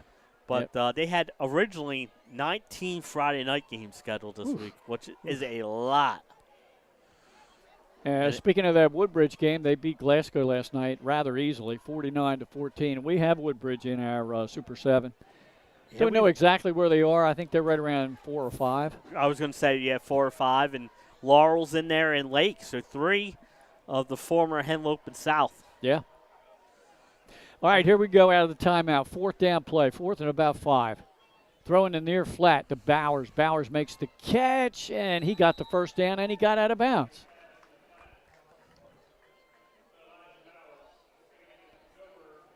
And that's another thing that Dover has done well. They've got some playmakers on the edge. So if Cam Wagner can get the ball to them in a hurry before the secondary reacts, they can make some moves and some plays. And that's how their long touchdown was. It was a little wide receiver screen like that, Glenn, and he made a person miss, and next thing you know, he was gone. Let's see if they do something like this now. They have trips to the top of your screen. 9 seconds to go in the half. Senators from their 48. They look to the sideline for the play. Wagner has it. Steps back. Pressure's coming off the edge. He's hit as he throws, and he almost connected with Bowers, but is a little behind him, incomplete. But he had pressure right on him.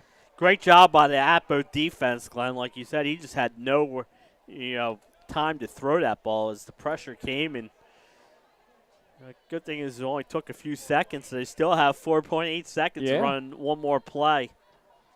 Yeah, barring a penalty, this will probably be the last play of the opening half. It's already been an hour and 20 minutes. First half. Yeah, it was 14-7 at one point, but Appo has reeled off 3 unanswered touchdowns. Wagner drops back, pressure's coming off the edge. He steps up in the pocket. He throws it in just over the head and outstretched hands of number 11, Dejon Smith, and that brings the first half to a close. So our halftime score, Appoquinimink, impressive offensively as they lead Dover by a score of 35-7. But we'll be back about midway through this halftime segment, and Jay and I will update you on some scores. We'll have some unofficial stats and the scoring plays of the first half. We'll do all that when we come back after these messages. Hi, I'm Scott Kammerer from Soto Concepts. Today we're at Fish On in the Villages of 5 Points. Come check us out. Fish On is committed to serving beautiful, simple coastal cuisine in a cool atmosphere with a happening bar, spacious dining room, and outside patio. Popular dishes include the seafood stew and fresh oysters from the Raw Bar. Fish On's recently renovated event room and is the perfect spot for your next event. Fish On in Lewis in the Villages of 5 Points, open 7 days a week, best happy hour around. See you soon. Hi, I'm Scott Kammerer, president of Sodell Concepts, the best restaurant group in the state, and we're inviting you to come join our team. Sodell Concepts is a growing hospitality company with 16 restaurants and a variety of other hospitality businesses, all located in beautiful southern Delaware. We have recently added many departments to our executive leadership team, including a training department, a property development department, and a construction department. We invite you to come live at the beach and work with a growing restaurant group with many opportunities to advance your career. Sodell Concepts Restaurant Group, come check us out.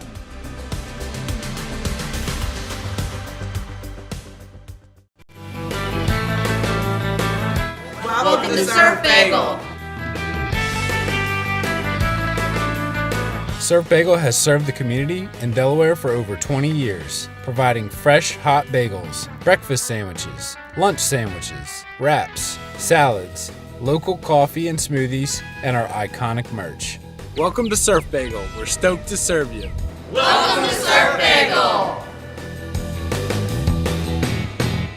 Hi, I'm Scott Kammerer from Sodell Concepts. Today we're at Lupo Italian Kitchen in downtown Rehoboth Beach. Come check us out. Located inside the Hotel Rehoboth, Lupo serves coastal Italian cuisine with fresh pasta made in-house daily. Lupo features plenty of unique craft cocktails and an extensive award-winning all-Italian wine list. Popular dishes include lobster bucatini, veal meatballs, grilled swordfish, and eggplant parmesan. Lupo Italian Kitchen on Rehoboth Avenue, serving happy hour daily and dinner 7 days a week. See you soon. The things that matter most happen right in our own backyard. Our neighbors, our schools, the places we go, and the people we know. And now there's one news outlet where our story is told. Delaware Live. Locally owned, community-based news. Free to every reader, because Delaware's future belongs to all of us. Quality journalism we can trust to help us take on the day. Delaware Live. Our state, our news, our home.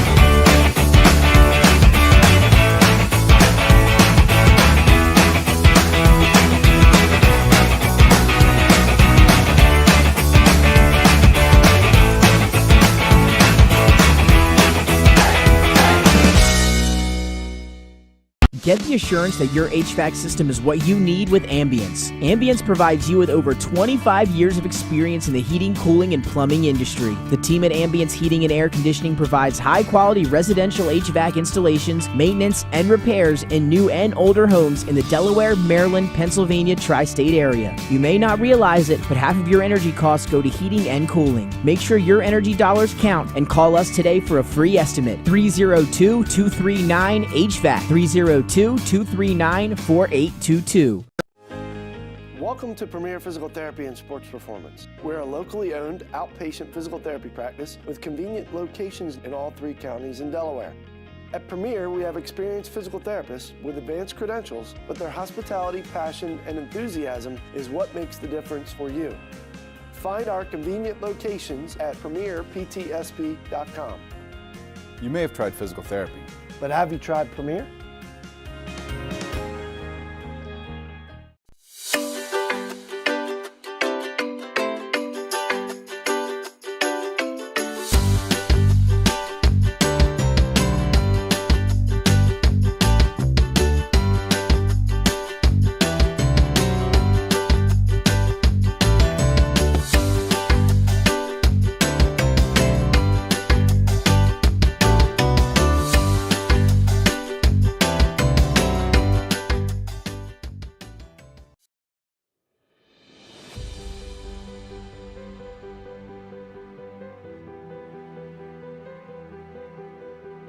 How you doing? My name's Mike Cassidy.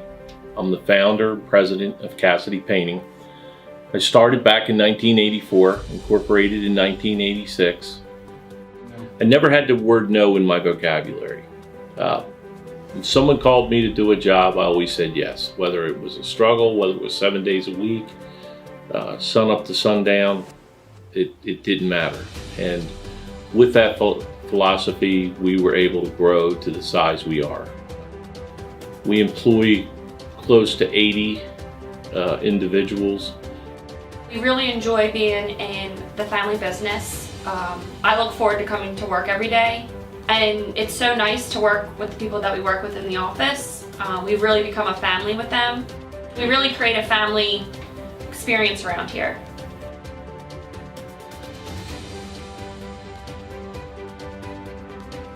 And Cassidy Painting is a very diversified company. We don't say no to anything. We deal with everything from epoxy floors to painting buildings to spray foam insulation, spray fireproofing. If it deals with a coating, we can handle it. So when our customers call and they're under the gun and they know the need to get a job done, they know who to call because we perform. We've always been performed. We've never been replaced out of 37 years of business. For any of your painting needs, we can handle it.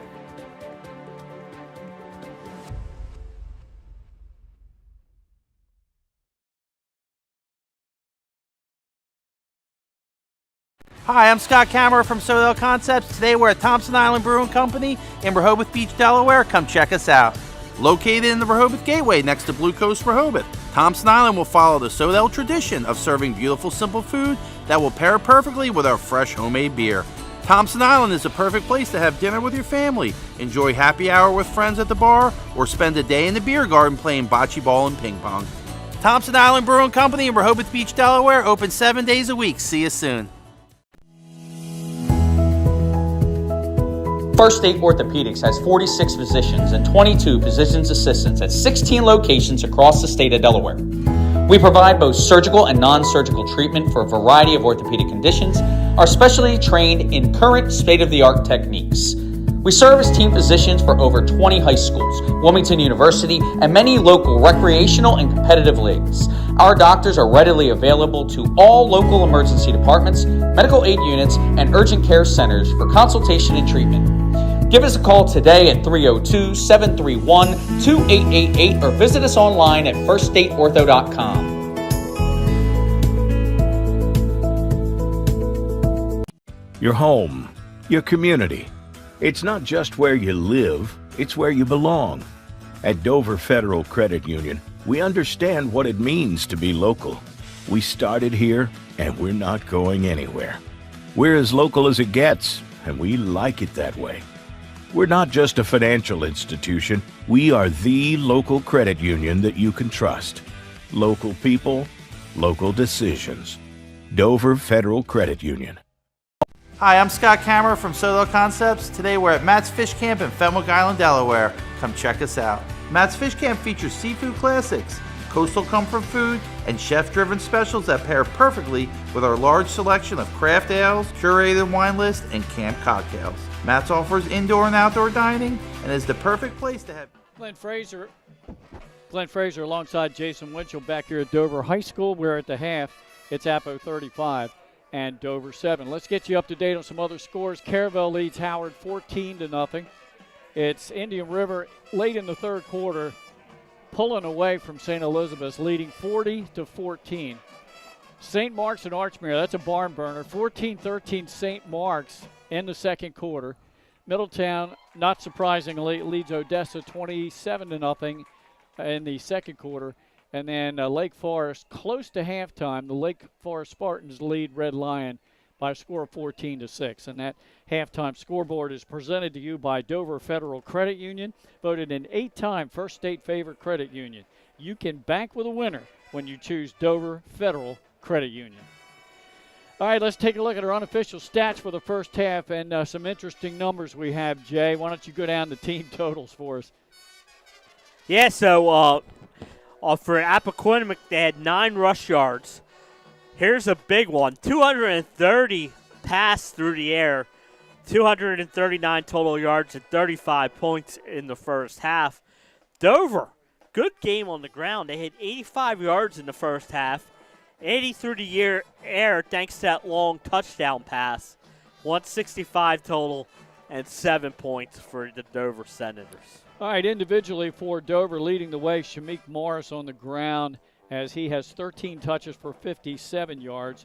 And then coming in late, number 24, he did a pretty good job. And it just shows you there's a couple of good running backs, but Dover has a good interior offensive line.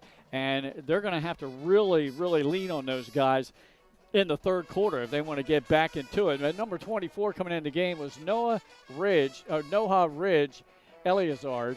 And he's done a good job, too. He's carried 3 times for 17 yards. And then quarterback Cam Wagner has put the ball up 10 times, only completed 3 for a total of 80 yards, and, of course, 67 of it on the screen pass to Patterson. So that's Dover's side of things. Individually for Appoquinimink, 4 carries, 4 yards for quarterback Desai Drummond, 4 carries and 5 yards for Brown, who getting a lot of PT tonight, Caden Brown, the senior halfback. So 9 rushing attempts for Appoquinimink for 9 yards. That's how tough that Dover interior defense has been, giving up 1 yard per carry on the run game. However, conversely, the secondary has got to find a way to not let wide receivers get too much space, because Desai Drummond is picking them apart, and they have talented, athletic wide receivers. I don't have to tell you, Noah Hoff, Dominic Montabell, Jasir Rogers, Francis Drummond. Each one of them caught a touchdown pass in the first half, as Desai Drummond completes 11 out of 13 for 230 yards and 4 touchdowns. That's impressive. That's a game for most players. Yeah. A good game for most players. And it was just the first half for him. Yeah. Wow. Oh my. All right, so that's what we have at the halftime. Once again, this is the First State Orthopedics Game of the Week with 46 physicians and 22 physician assistants at 16 locations. They provide surgical and non-surgical treatment for a variety of orthopedic conditions, plus they are trained in current state-of-the-art techniques. They serve as team physicians for over 20 high schools, Wilmington University, and many local and recreation competitive leagues. Their doctors are readily available to all local emergency departments, medical aid, and urgent care centers for consult and treatment. If you require their services, call them at 302-731-2888. That's 302-731-2888. Or visit firststateortho.com. Please mention that you saw and heard their ad here on Delaware Live Sports. Dover High School's marching band exits the field after another fine halftime performance. Both teams have returned to loosen up. We're going to step aside for just about a minute or two. We'll be back with the second half action. Hi, I'm Scott Kammerer from Soto Concepts. Today we're at Fish On in the Villages of 5 Points. Come check us out. Fish On is committed to serving beautiful, simple coastal cuisine in a cool atmosphere with a happening bar, spacious dining room, and outside patio. Popular dishes include the seafood stew and fresh oysters from the raw bar. Fish On's recently renovated event room and is the perfect spot for your next event. Fish On in Lewis and the Villages of 5 Points, open 7 days a week, best happy hour around. See you soon.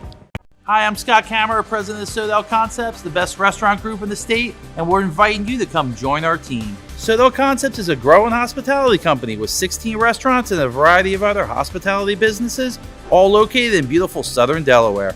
We have recently added many departments to our executive leadership team, including a training department, a property development department, and a construction department. We invite you to come live at the beach and work with a growing restaurant group with many opportunities to advance your career. Sodell Concepts Restaurant Group, come check us out.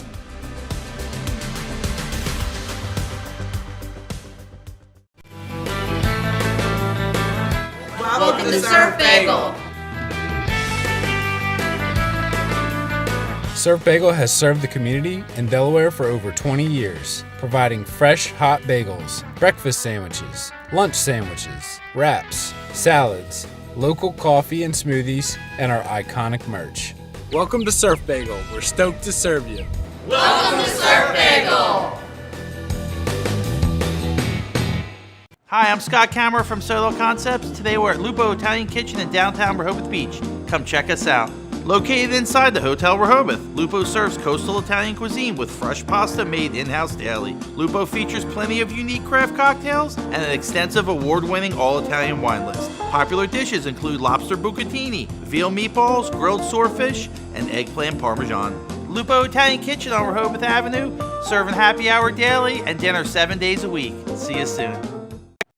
The things that matter most happen right in our own backyard. Our neighbors, our schools, the places we go, and the people we know. And now there's one news outlet where our story is told. Delaware Live. Locally owned community-based news. Free to every reader, because Delaware's future belongs to all of us.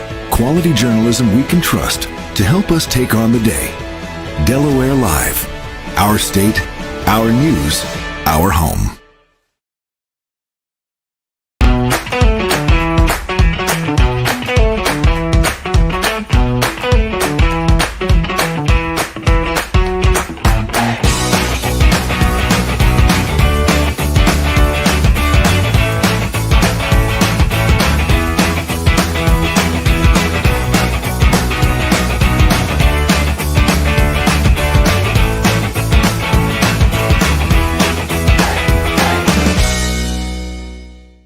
Get the assurance that your HVAC system is what you need with Ambience. Ambience provides you with over 25 years of experience in the heating, cooling, and plumbing industry. The team at Ambience Heating and Air Conditioning provides high-quality residential HVAC installations, maintenance, and repairs in new and older homes in the Delaware, Maryland, Glenn Fraser alongside Jason Winchell back here at Dover High School. We're getting ready for the kickoff to start the second half of action. Dover will receive the opening kick, move from our left to our right across your screen. Jason producing tonight in place of Pat Carriantes. Nick Halliday on video camera on top of the press box, and Ben Fulton, photography, is here as well to get the still shots. He does a great job. There'll be plenty of shots on the website. All right, here's the kickoff from Neubauer. Sails down on the fly to about the 12-yard line. On the return up to the 25, and that's the young man again, the freshman out across the 30 to about the 33-yard line. I think this is a key early drive here for Dover to see if they could get some points on the board. Yeah, that was Dejon Smith, by the way, or Dejon Smith on the return. I believe the Appo offense had 6 drives in the first half and scored on 5 of them, Glenn. Yeah. So Dover had 1 stop, yep. And not too many penalties, but we had a couple there in the second quarter. Most of them went against the home team. It was on that one drive. Hand up right up the middle. That's Eliazard. And Dover's had success running up the middle, Glenn. Yeah, that's a good carry there. That's good for 6 yards on first down. Yeah, he had 3 carries for 17 yards in the first half. They just couldn't convert enough first downs to keep the drives going. Patterson, the wide out, split to the bottom of your screen. Slot receiver inside of him. Low snap. And alertly picking it up was Eleazar, but however, he went down to a knee when he got the ball. So the loss is back to the 35. Yeah, great job there by him getting down to pick up the ball. But like you said, once he picks it up, his knee's on the ground. So yeah, play is dead from there. And now we're in that key third down territory. And with that loss on the play, now it brings up almost a passing down here. Yeah, 3rd down at 7. Just underway, initial drive here in the second half. Where will we be next Friday night? Well, we're going to bring you a 2A battle. Laurel will travel up to Bear, Delaware, and take on Caravel. The Laurel Bulldogs against Caravel. We're going to have a top Super 7 2A matchup for you next Friday night. Yeah, that's a big, what I call intra-district games, which a lot of times that's for seeding when it comes tournament time. So big game there in Bear next week. Wagner back to pass. A blitz coming off the blind side. He fumbled the ball.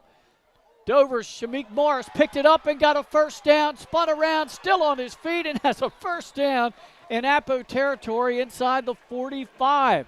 Wow. Looks like there is a flag on the play right at the 34, 35-yard line. Yeah, I see it. I don't know if that was on the run afterwards or if it was on the initial pass play. It's going to negate a 22-yard run and scamper by Morris if it's against Dover. It is. Illegal block on the Senators. That'll bring it back. Replay the down, but instead of 3rd and 7, it's 3rd and double digits. You don't see that every day. A sack, fumble, rumble for a first down, all for it to come back with the penalty. Yeah. I didn't catch the number of the defensive player that came off the edge for Appo. It might have been Micah Jones, but I don't know that for certain.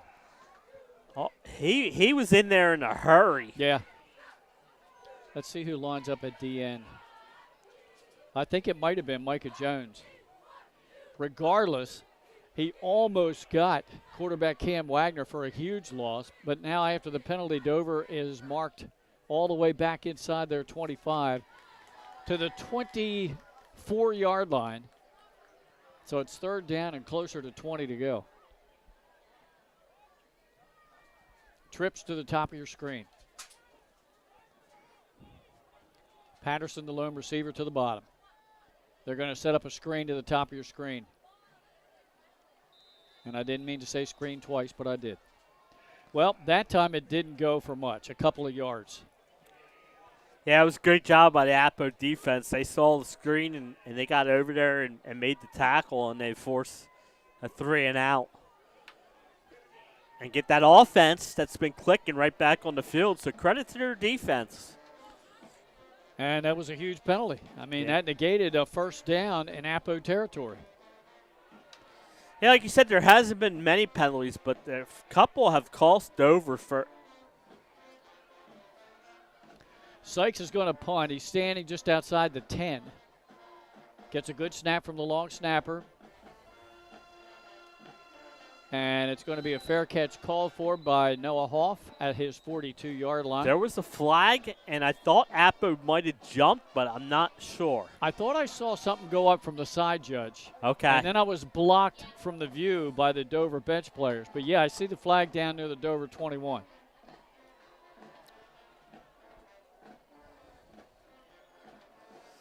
So let's get the call. Now it's a legal procedure against Dover. If you're Appo, do you make them kick again? Nah, or I would decline it. You got a great field position. Yeah. But let's see. Looks like they're going to mark it off. Yeah, they're going to take the penalty. Well, I guess maybe hoping that Hoff can get I was just about to say, when you got Hoff back there, he is always a danger to break one. Still haven't stepped off the penalty yardage. Officials holding on to the ball. Now they got to bring a new one in. That's what we're waiting on, a football. All right, so 4th down. 4th down and 26 now for the Senators, and that's going to back Sykes up inside of his 10-yard line to punt this one away. And this time, Appo has 2 return men back.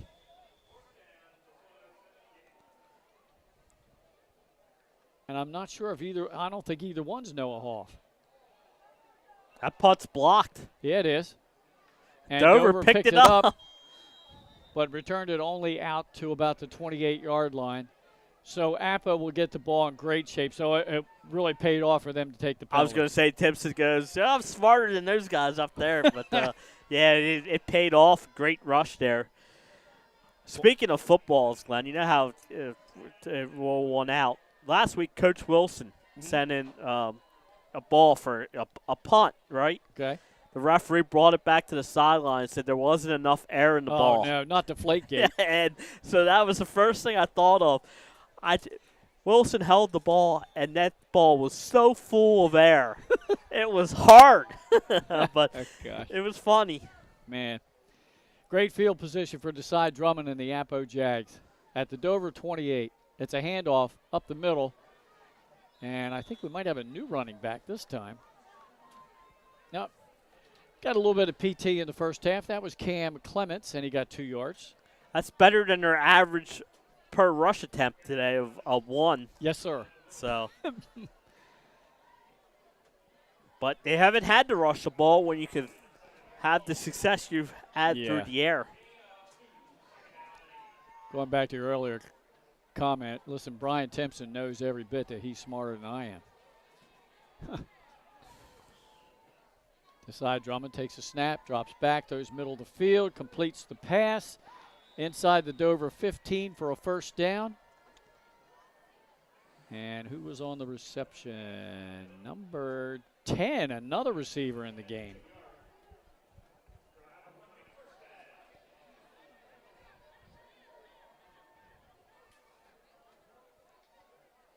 Looks like they're going to spot the ball just inside the 15-yard line.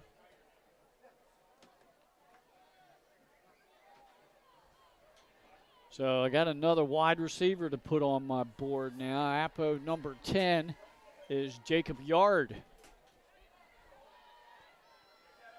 Yeah, he's done a good job of spreading the ball out to his receivers. Handoff in the game is Caden Brown following the fullback that time. He slipped trying to make a cut, or he mightn't have got a few more yards than he did. He's going to get credit for 2 yards. Again, better than their first half average. Not by much. Yeah, absolutely.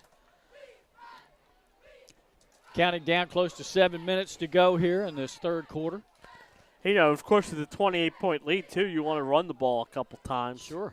Got the fullback back in the game, Kaiser. He's lined up in front of Clement this time, and now we have an official timeout and a whistle. I think we got procedure against Appo. That'll back them up 5 yards, make it second down and 13.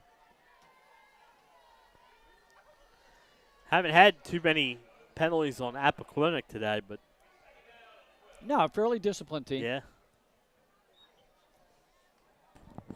Quick replacement in the defensive line coming in for Dover. That's Antonio Watson that checked in, the junior.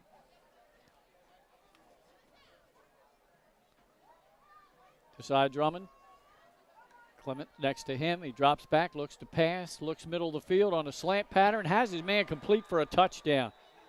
And that's Noah Hoff for his second score of the game.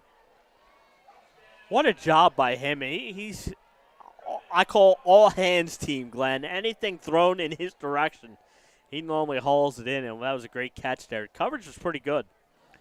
So Noah Hoff got his number there, a 17-yard touchdown reception.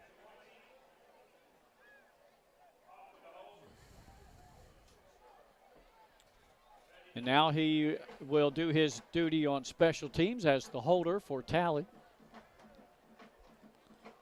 Placement's down, kick on the way, distance is good, the kick is good, splits the uprights. 42-7.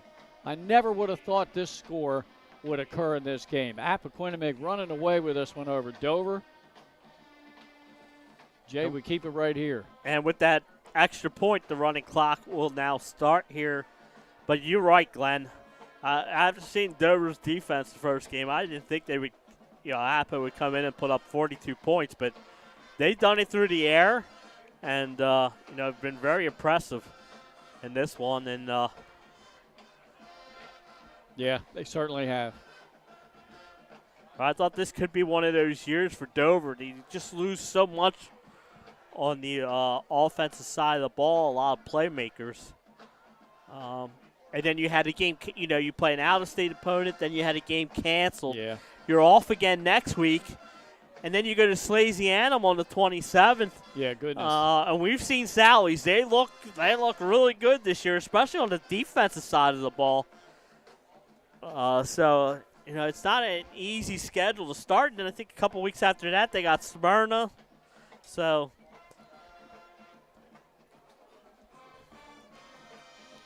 11 out of 13 passing in the first half, unofficially 230 yards and 4 touchdowns for Desai Drummond. Now he's 13 out of 15 for 257 yards and 5 touchdowns. And I would doubt with the running clock that we see him pass that much more in the ball game. Here's the kickoff by Neubauer. It'll sail down and be corralled at about the 12-yard line, trying to get to the far side. Smith, and he's tackled shy of the 25. They're going to spot him right at the 25-yard line. And now we've got a little skirmish, a little extracurricular activity going on back near the 40-yard line, quickly broken up. A flag is down, though. And we'll have to check that as Dover trots out the offense. Trying to salvage something here in the second half. That's one thing. Is, I said Dover has a bye next week, but you have to sit out the Sally's game. And Appo, you have a game. You can't afford any of these, dead ball, fouls. And we've got, I think, offsetting here. Yep. One on each team. And again, like you said, Glenn, great job of the officials to get in there quickly. Don't let it escalate. They really did. They jumped in quickly. It's been a really well officiated game. Has been. Want to mention once again our premier physical therapy player of the week, voted on by you, the viewers. We put the options up on Monday. We tallied everything on Wednesday, and the winner this time is Ava Beach, volleyball player at Archmere Academy. Congratulations to her. And it was a pretty good week. There was a lot of nominees on there. Eliazard. I'll get that pronunciation down. Eliazard. Say it a bunch of times, then you'll remember. Eliazard. Good run by him, almost 10 yards on first down.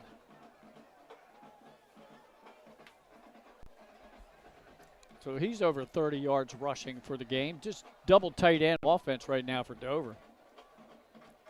Ooh, a pop in the backfield this time. And Eliazard goes down for a loss. Edge Von Brandt was in there. Let's see who else. Also in there on the stop was Antoine Osborne. Yeah, that was a good stick. That time the linebackers read the play and they shot through the gaps. And that stops the clock. Or do we? Oh, we've got a slight injury, I think, out there with an Appo player. Being helped off the field. And I think that's Edge Von Brandt, so hopefully he's okay. He was in on that stick. That was an official timeout for injury. And now we have, well, the side judge is calling a timeout. I don't know why. Well, they were trying to get the clock's operator's attention because of the injury. They were still running the clock. Yeah. So they got to put some time back on the clock. As we all know, the official time is kept down on the field. But now they're trying to motion to the clock operator what to put back on the clock.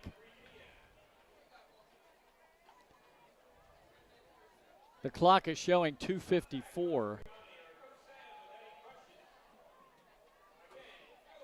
Now we're backed up to 3:33. And I think that's good with the white hat. All right. Dover has a 3rd down and 2.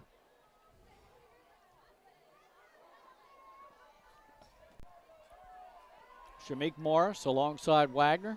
Pitch out to him. They're going to try, and he fumbled it, and Appo covered it up.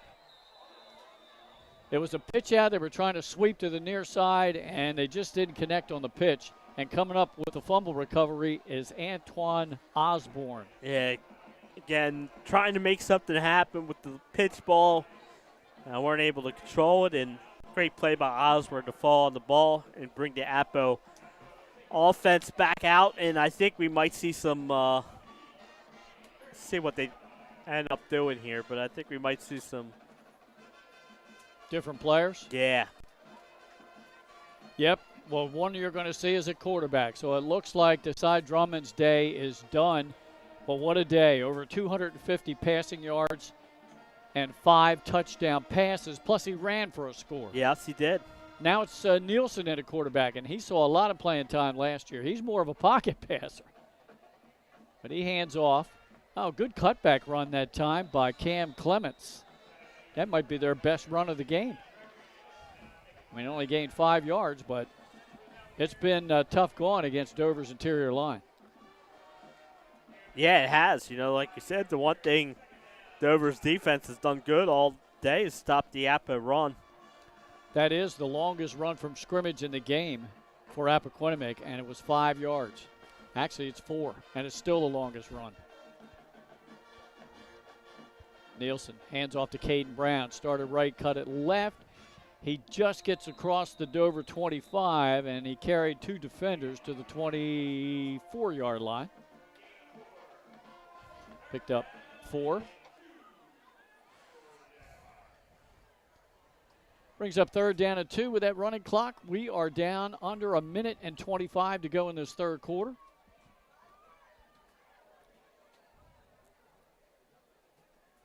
Nielsen stays in at quarterback. Looks like we caught at least one different wide receiver in the game. Handoff again to Clements, and he might get enough for the 1st down. He had an initial hole, and they're going to spot him close to the Dover 20. Clements with a 2-yard pickup there. And they're going to move the chains. It's enough for the 1st down. So now Montabell checks out. So the wideouts we have now, Rogers stays in the game. Also in the game is Francis Drummond. He stays in. So they're going with 2 wideouts now. The fullback, Colin Kaiser, and he's actually going to line up in a slot. And it looks like we have, now there's all kinds of confusion as to how the offensive coordinator wants these guys to line up. We've got a tight end in the game as well.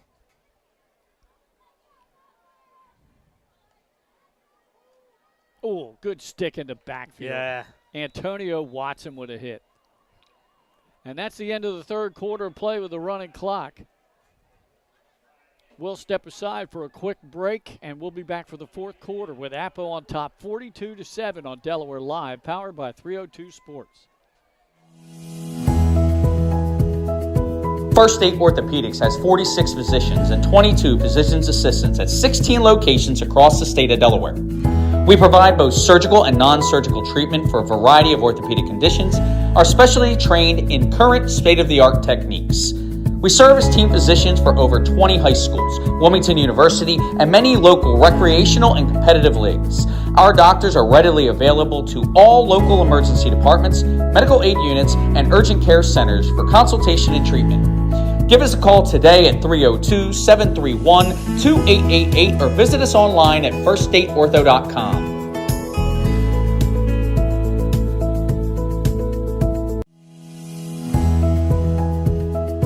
First State Orthopedics has 46 physicians and 22 physician's assistants at 16 locations across the state of Delaware.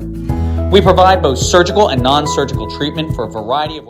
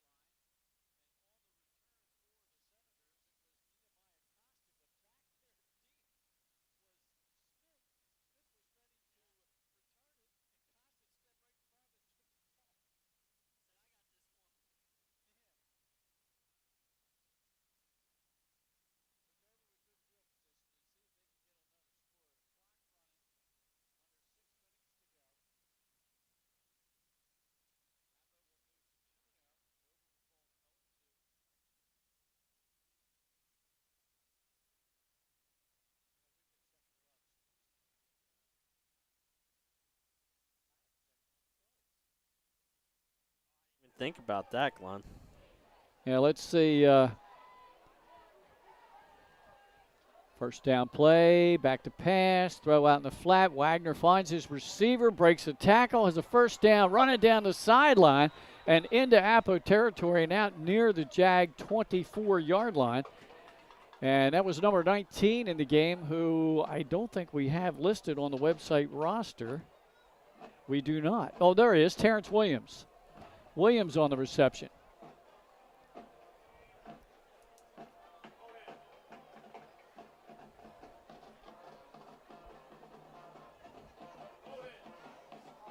That goes for about 28 yards. Oh, it was not a good night for the Phillies. Wagner back to pass again, throws in the flat, and that's incomplete, broken up out there by a couple of defenders for the Jags. As the Mets lead 7-0. Oh, Aaron Nola was pitching tonight too. Mike Lang giving us an update from Archmere St. Mark's with the Spartans on top at the half, 21-13. And mentioned turnovers. Our running clock down to 4:10 now. Receivers are stacked. Wagner, pump fake. Now he throws down. He has a man behind the secondary for a touchdown. That'll be a 26-yard touchdown strike. And it goes to number 2, Elijah Bowers. And that will stop the running clock at the 4-minute mark.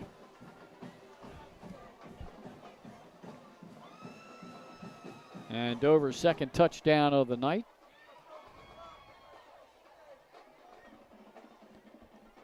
We'll line up for the extra point. Athletic director's son, Kevin Turner's son. Old Turner out there. Kick is up, has the distance. The kick splits the uprights. He's 2 for 2 tonight. That makes the score 45-14. And I'm sure Dover has an onside kick attempt coming up. That was a good drive for Dover. Got that passing game going a little bit, Glenn, that we were talking about. A great throw there for the touchdown. And like you said, stops the clock with 4 minutes to go here. So we had a running clock from about the 6:40 mark in the third quarter to the 4-minute mark here in the fourth quarter. As we mentioned, Dover next week, they have a bye week, so they don't play again until the end of the month. They'll be facing Salesianum in Wilmington on the 27th. And the Appo Jags, you mentioned it, on the 21st, they will be at St. George's on a Saturday.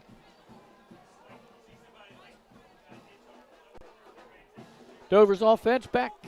Well, not quite back. We'll have to see if they can, and we're thinking onside kick attempt coming up.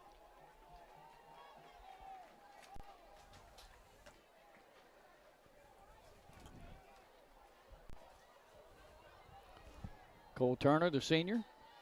Appo has all but 2 return men up within 10 yards of midfield, expecting an onside attempt. And quickly, a special teamer for Dover gets out on the field at the last second. The officials are ready. Turner looks over the line. Now let's see if he indeed does try an onside attempt here. No, he's just going to boot it deep. It goes over the head of Noah Hoff, back inside the 10, the 5, and Noah Hoff is just going to let it bounce into the end zone for the touchback. Appo will come out to the 20-yard line with 4 minutes to go. Smart play there by Huff. Just let that ball roll into the end zone. So because of the running clock, not a whole lot of offensive statistic-wise in the second half. Both teams score a touchdown, and, of course, Jack Talley for Appo added that field goal of 29 yards. So that Philly score, how late in the game? Yeah. How late in the game was that Philly score, or was it over? It was 7th inning. Oh, 7th inning. I think they scored 6 runs in the 6th. Or they better go get the rest of the Lehigh Lehigh Valley minor league team to score some runs. Handoff up the middle, breaking a tackle, and out for a first down close to the 34-yard line. Looked like number 32 that time for Appo, and that would be Cam Cruz. And he just picked up the best run of the night, a double-digit run.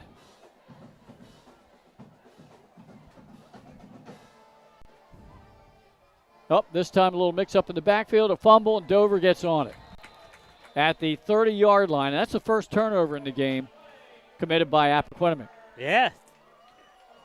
Again, credit to this Dover team, Glenn. They're playing here in the fourth quarter. There to get the defense gets a stop.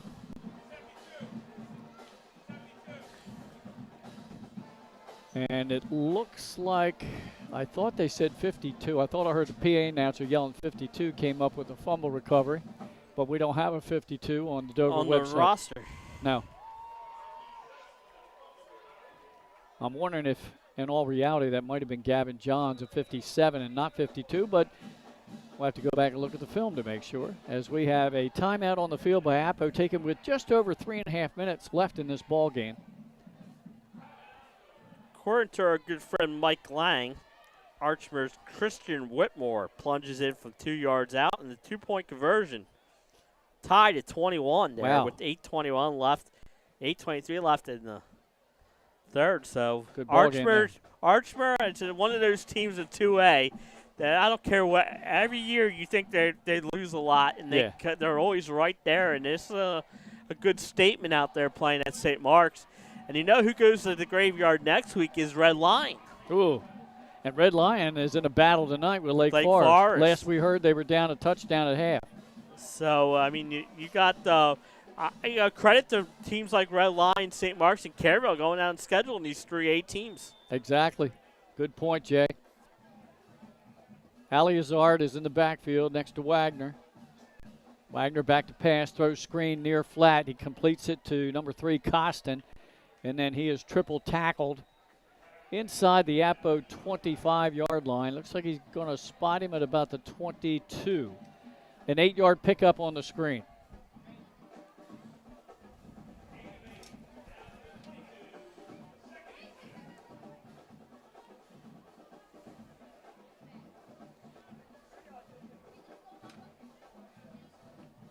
Right now, Wagner has completed, I think, his last 3 passes. Of course, he got the one for the touch.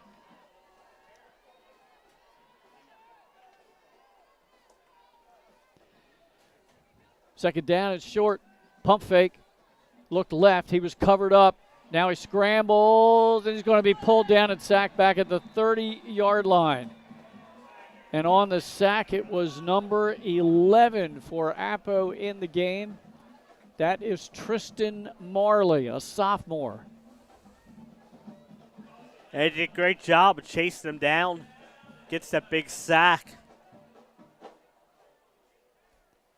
Clock down to 2:20 to go in this one. And instead of having third down and manageable, now it's back to 3rd and 11. Trips to the bottom of your screen. Bowers to the top. Wagner has time. Now he throws a deep ball into the end zone. Diving attempt made, and it's caught for a touchdown. And that was to Nehemiah Costin, who started as one of the trips on the near side and did a slant pattern into the end zone. And hey, Wagner, that might be one of his best throws of the night, and a great catch. So, yeah, and what a great diving catch there. And, you know, Glenn, this is building experience, right? Late in here in the game, they're making some plays, and a couple late touchdowns here. Yep, that's going to push the score out to 45-20. Turner's on to make it 21. And he does. 45-21 with 1:50 to go in this one. And remember, they got Slazianum next after a bye week, so Get some positive thoughts going in there before you make that trip up north to play that number 1 ranked Salesianum team.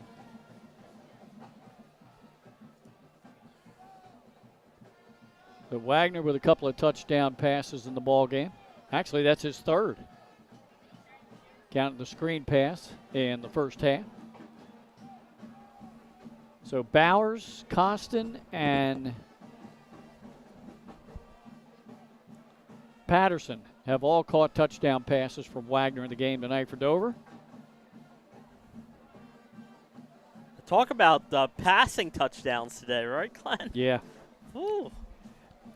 I'm not sure I caught the yards on that pass. I see the scoreboard says ball on the 40, and they didn't change it, but I didn't think they were back that far. I'm going to check with the PA announcer. Yeah, I thought it was closer to like maybe 28. Yeah.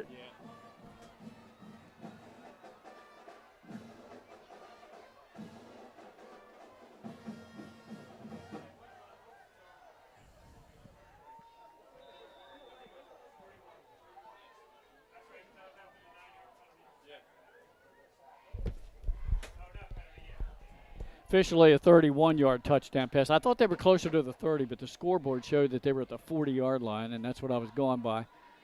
Pooch kick down the center of the field, picked up at the 15-yard line by Appoquinimink, and returned out close to the 30-yard line, but with 1:43 left in the game. Dover has 2 timeouts left, and we'll see.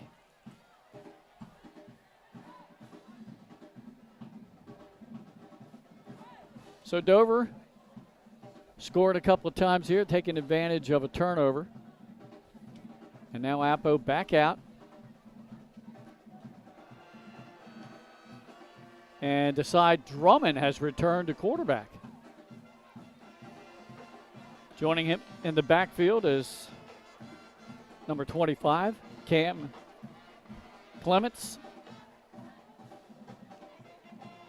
Clements gets the football. And he just runs into a blue wall of defenders. He might have gained a yard. Timeout by Dover. Yeah. Hey, they're still playing. They haven't given up yet. They're down 45-21. 1:38 to go and 1 timeout left. And Appo would like nothing better than to run another play here. Force Dover to use their final timeout, and then probably just another running play to get that clock running.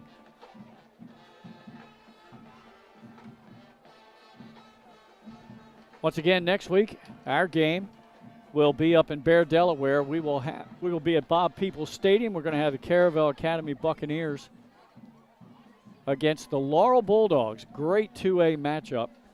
Yeah. And how about Benny Mitchell next week? He's got a great 1A matchup. He'll have Indian River at Polytech. Yeah, like I said, I've seen Tatnall. They look good, but Indian River, Polytech, that's competed for the District 2. Oh, ball comes popping out of there into midair, and I guess Appo got it back. They were running a jet sweep to the far side, and that was Jasir Rogers on the carry. He gained nothing, but the ball was popped right out of his hands. I guess it went right back into his hands. No gain on the play.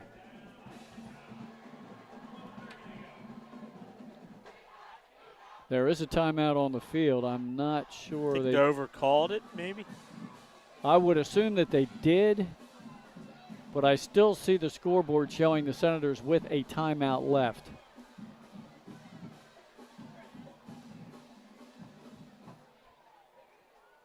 And I'm wondering if that was an official timeout for to check on an injured player.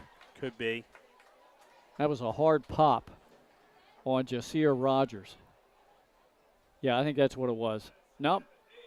Now they took the timeout off the field for Dover. I don't think they called the timeout. Drummond in the gun. Drops back to pass. Pressure's coming. Scrambles. Throws it away. Intended for Rogers on the far sideline, but really he just threw that one away. It was too much pressure. So that stops the clock with 1:23 to go, and now Appo will go into punt formation. I believe only the second punt of the night. Yeah. They had that one punt in the first half, and then the turnover last possession. Right. And then every other time they scored. So Gavin Miller in for his second punt of the night. Back deep for Dover is Smith. He's standing at his 35-yard line.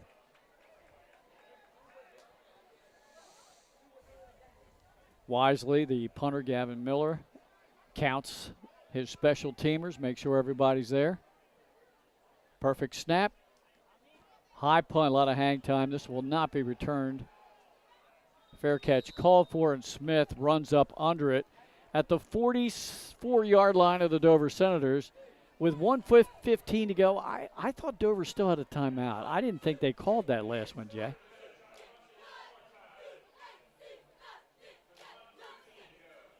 We'll see as this game carries on here in the final 75 seconds.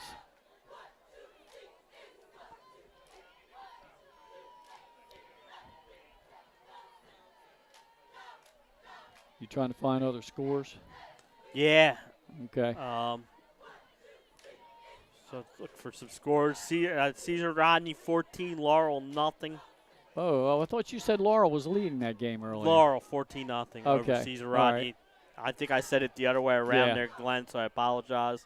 Okay. William Penn 43, Milford 14. That was late, second quarter. Little pass out in the far flat, little screen set up. Dover gains about 5 yards. Let's see if I can find that Lake Red Lion score one more time before we... Got a new quarterback in for Dover, number 18.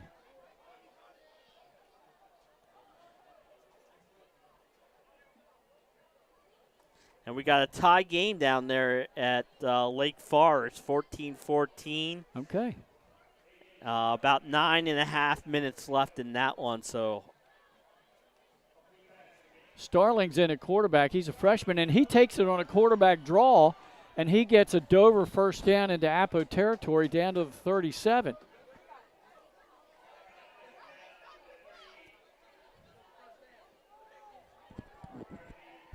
He just picked up about 17 yards, so the freshman quarterback has come in and connected on a pass and then had a double-digit run. Yeah, we've seen some positives here for this Dover team here in the fourth quarter. Down to 14 seconds to go. Low snap, handoff up the middle. That is Morris. And Morris powers down inside the Appo 30, close to the 25. He'll have a first down. That's a 13-yard pickup, stops the clock to set the chain gang. Don't know if they'll get a play off here, Glenn. No. And that's it. That's the end of the game. Our final score is 45-21 in favor of the Appo Jags. 45-21. Our player of the game is Desai Drummond. 250-some yards passing, a rushing touchdown, 5 passing touchdowns. And, Jay, I am going to go down and get an interview with him. Yeah, and I'll run some commercials here, Glenn, and then we'll come back for some stats, and I'll send it down to you. We'll be back after these messages from our sponsors. Where do I plug this in?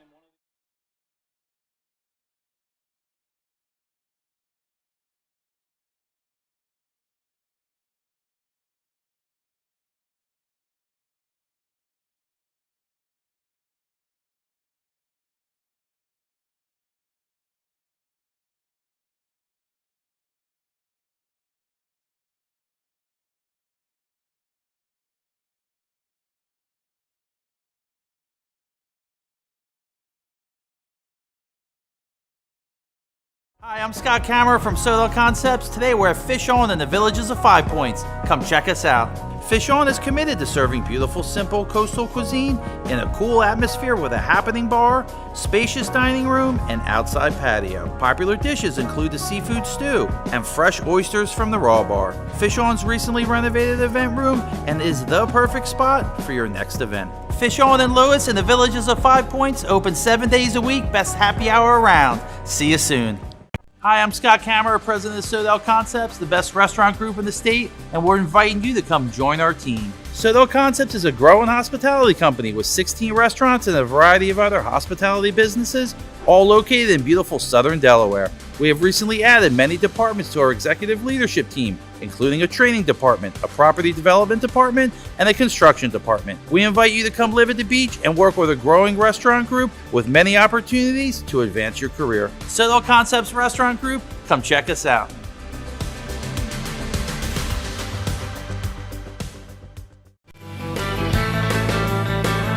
Welcome to Surf Bagel. Surf Bagel has served the community in Delaware for over 20 years, providing fresh, hot bagels, breakfast sandwiches, lunch sandwiches, wraps, salads, local coffee and smoothies, and our iconic merch. Welcome to Surf Bagel. We're stoked to serve you. Welcome to Surf Bagel. Hi, I'm Scott Kammerer from Sodell Concepts. Today we're at Lupo Italian Kitchen in downtown Rehoboth Beach. Come check us out. Located inside the Hotel Rehoboth, Lupo serves coastal Italian cuisine with fresh pasta made in-house daily. Lupo features plenty of unique craft cocktails and an extensive award-winning all-Italian wine list. Popular dishes include lobster bucatini, veal meatballs, grilled swordfish, and eggplant parmesan. Lupo Italian Kitchen on Rehoboth Avenue, serving happy hour daily and dinner 7 days a week. See you soon. The things that matter most happen right in our own backyard. Our neighbors, our schools, the places we go, and the people we know. And now there's one news outlet where our story is told. Delaware Live. Locally owned community-based news. Free to every reader, because Delaware's future belongs to all of us. Quality journalism we can trust to help us take on the day. Delaware Live. Our state, our news, our home.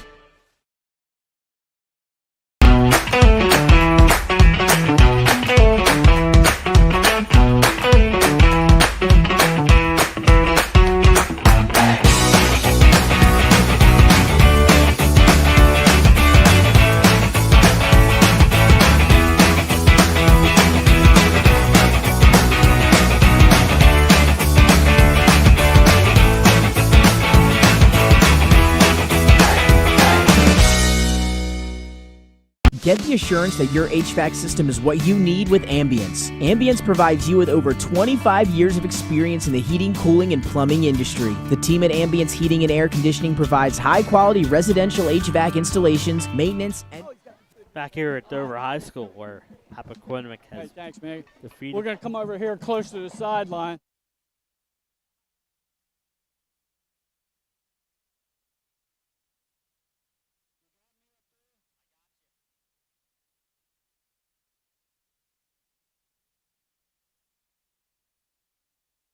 I think Jason's about ready to send it down here. Let's see if we're live with our player of the game for the Appo High Jags, Desai Drummond. A heck of a game by you. Not too many guys for 200-some yards in a game in the first half. Tell me about it. I mean, you know, I've been dreaming of this. I waited my 2 years behind RJ Howard. Came here. I told myself I gotta have the mindset to do what I can do, put my talent on the field, and show what I can do. You know, I just work hard all off season, and it showed tonight on this field. And I'm just trying to show everybody that I'm the #1 QB in the state. And I think tonight, it was the night. And it wasn't just one receiver. You were spreading it all around. Talk to me about your wide receivers and the talent they have.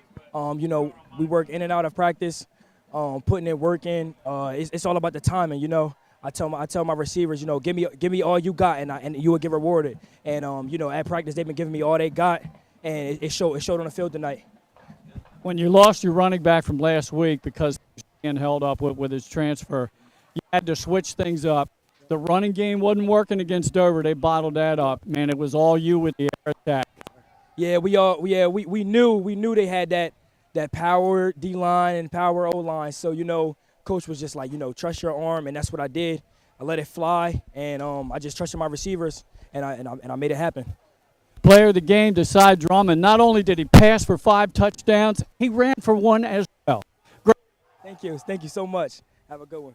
All right, back up to you, Jay. Thank you, Glenn. What an interview there by our player of the game, Drummond, and he was outstanding, counting for all 6 of Appoquinimink touchdowns, 5 through the air and 1 on the ground as Appo gets the 45-21 victory here at Dover tonight. And what a performance from this Appoquinimink team. They improved to 2-0 on the season and have scored 45 points in both games this season, a pair of 45-point wins. So, again, for impressive game here, and they will be taking on St. George's next Saturday. Dover falls to 0-2 on the season.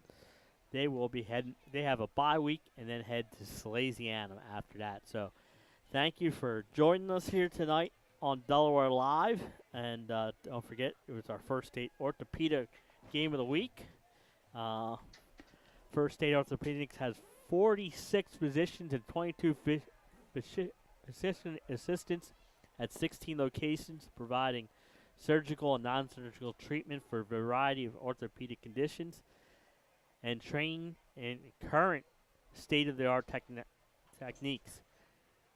They serve as team physicians for over 20 high schools, Wilmington U, many local rec and competitive leagues. Their doctors are readily available for all local emergency departments, medical, and urgent care centers for consult and treatment. Call 302-731-2888 or visit firststateorthopedics.com. Please mention and saw that you heard their ad on Delaware Live Sports. So for Glenn Frazier, Nick Holliday, and myself, thank you for joining tonight.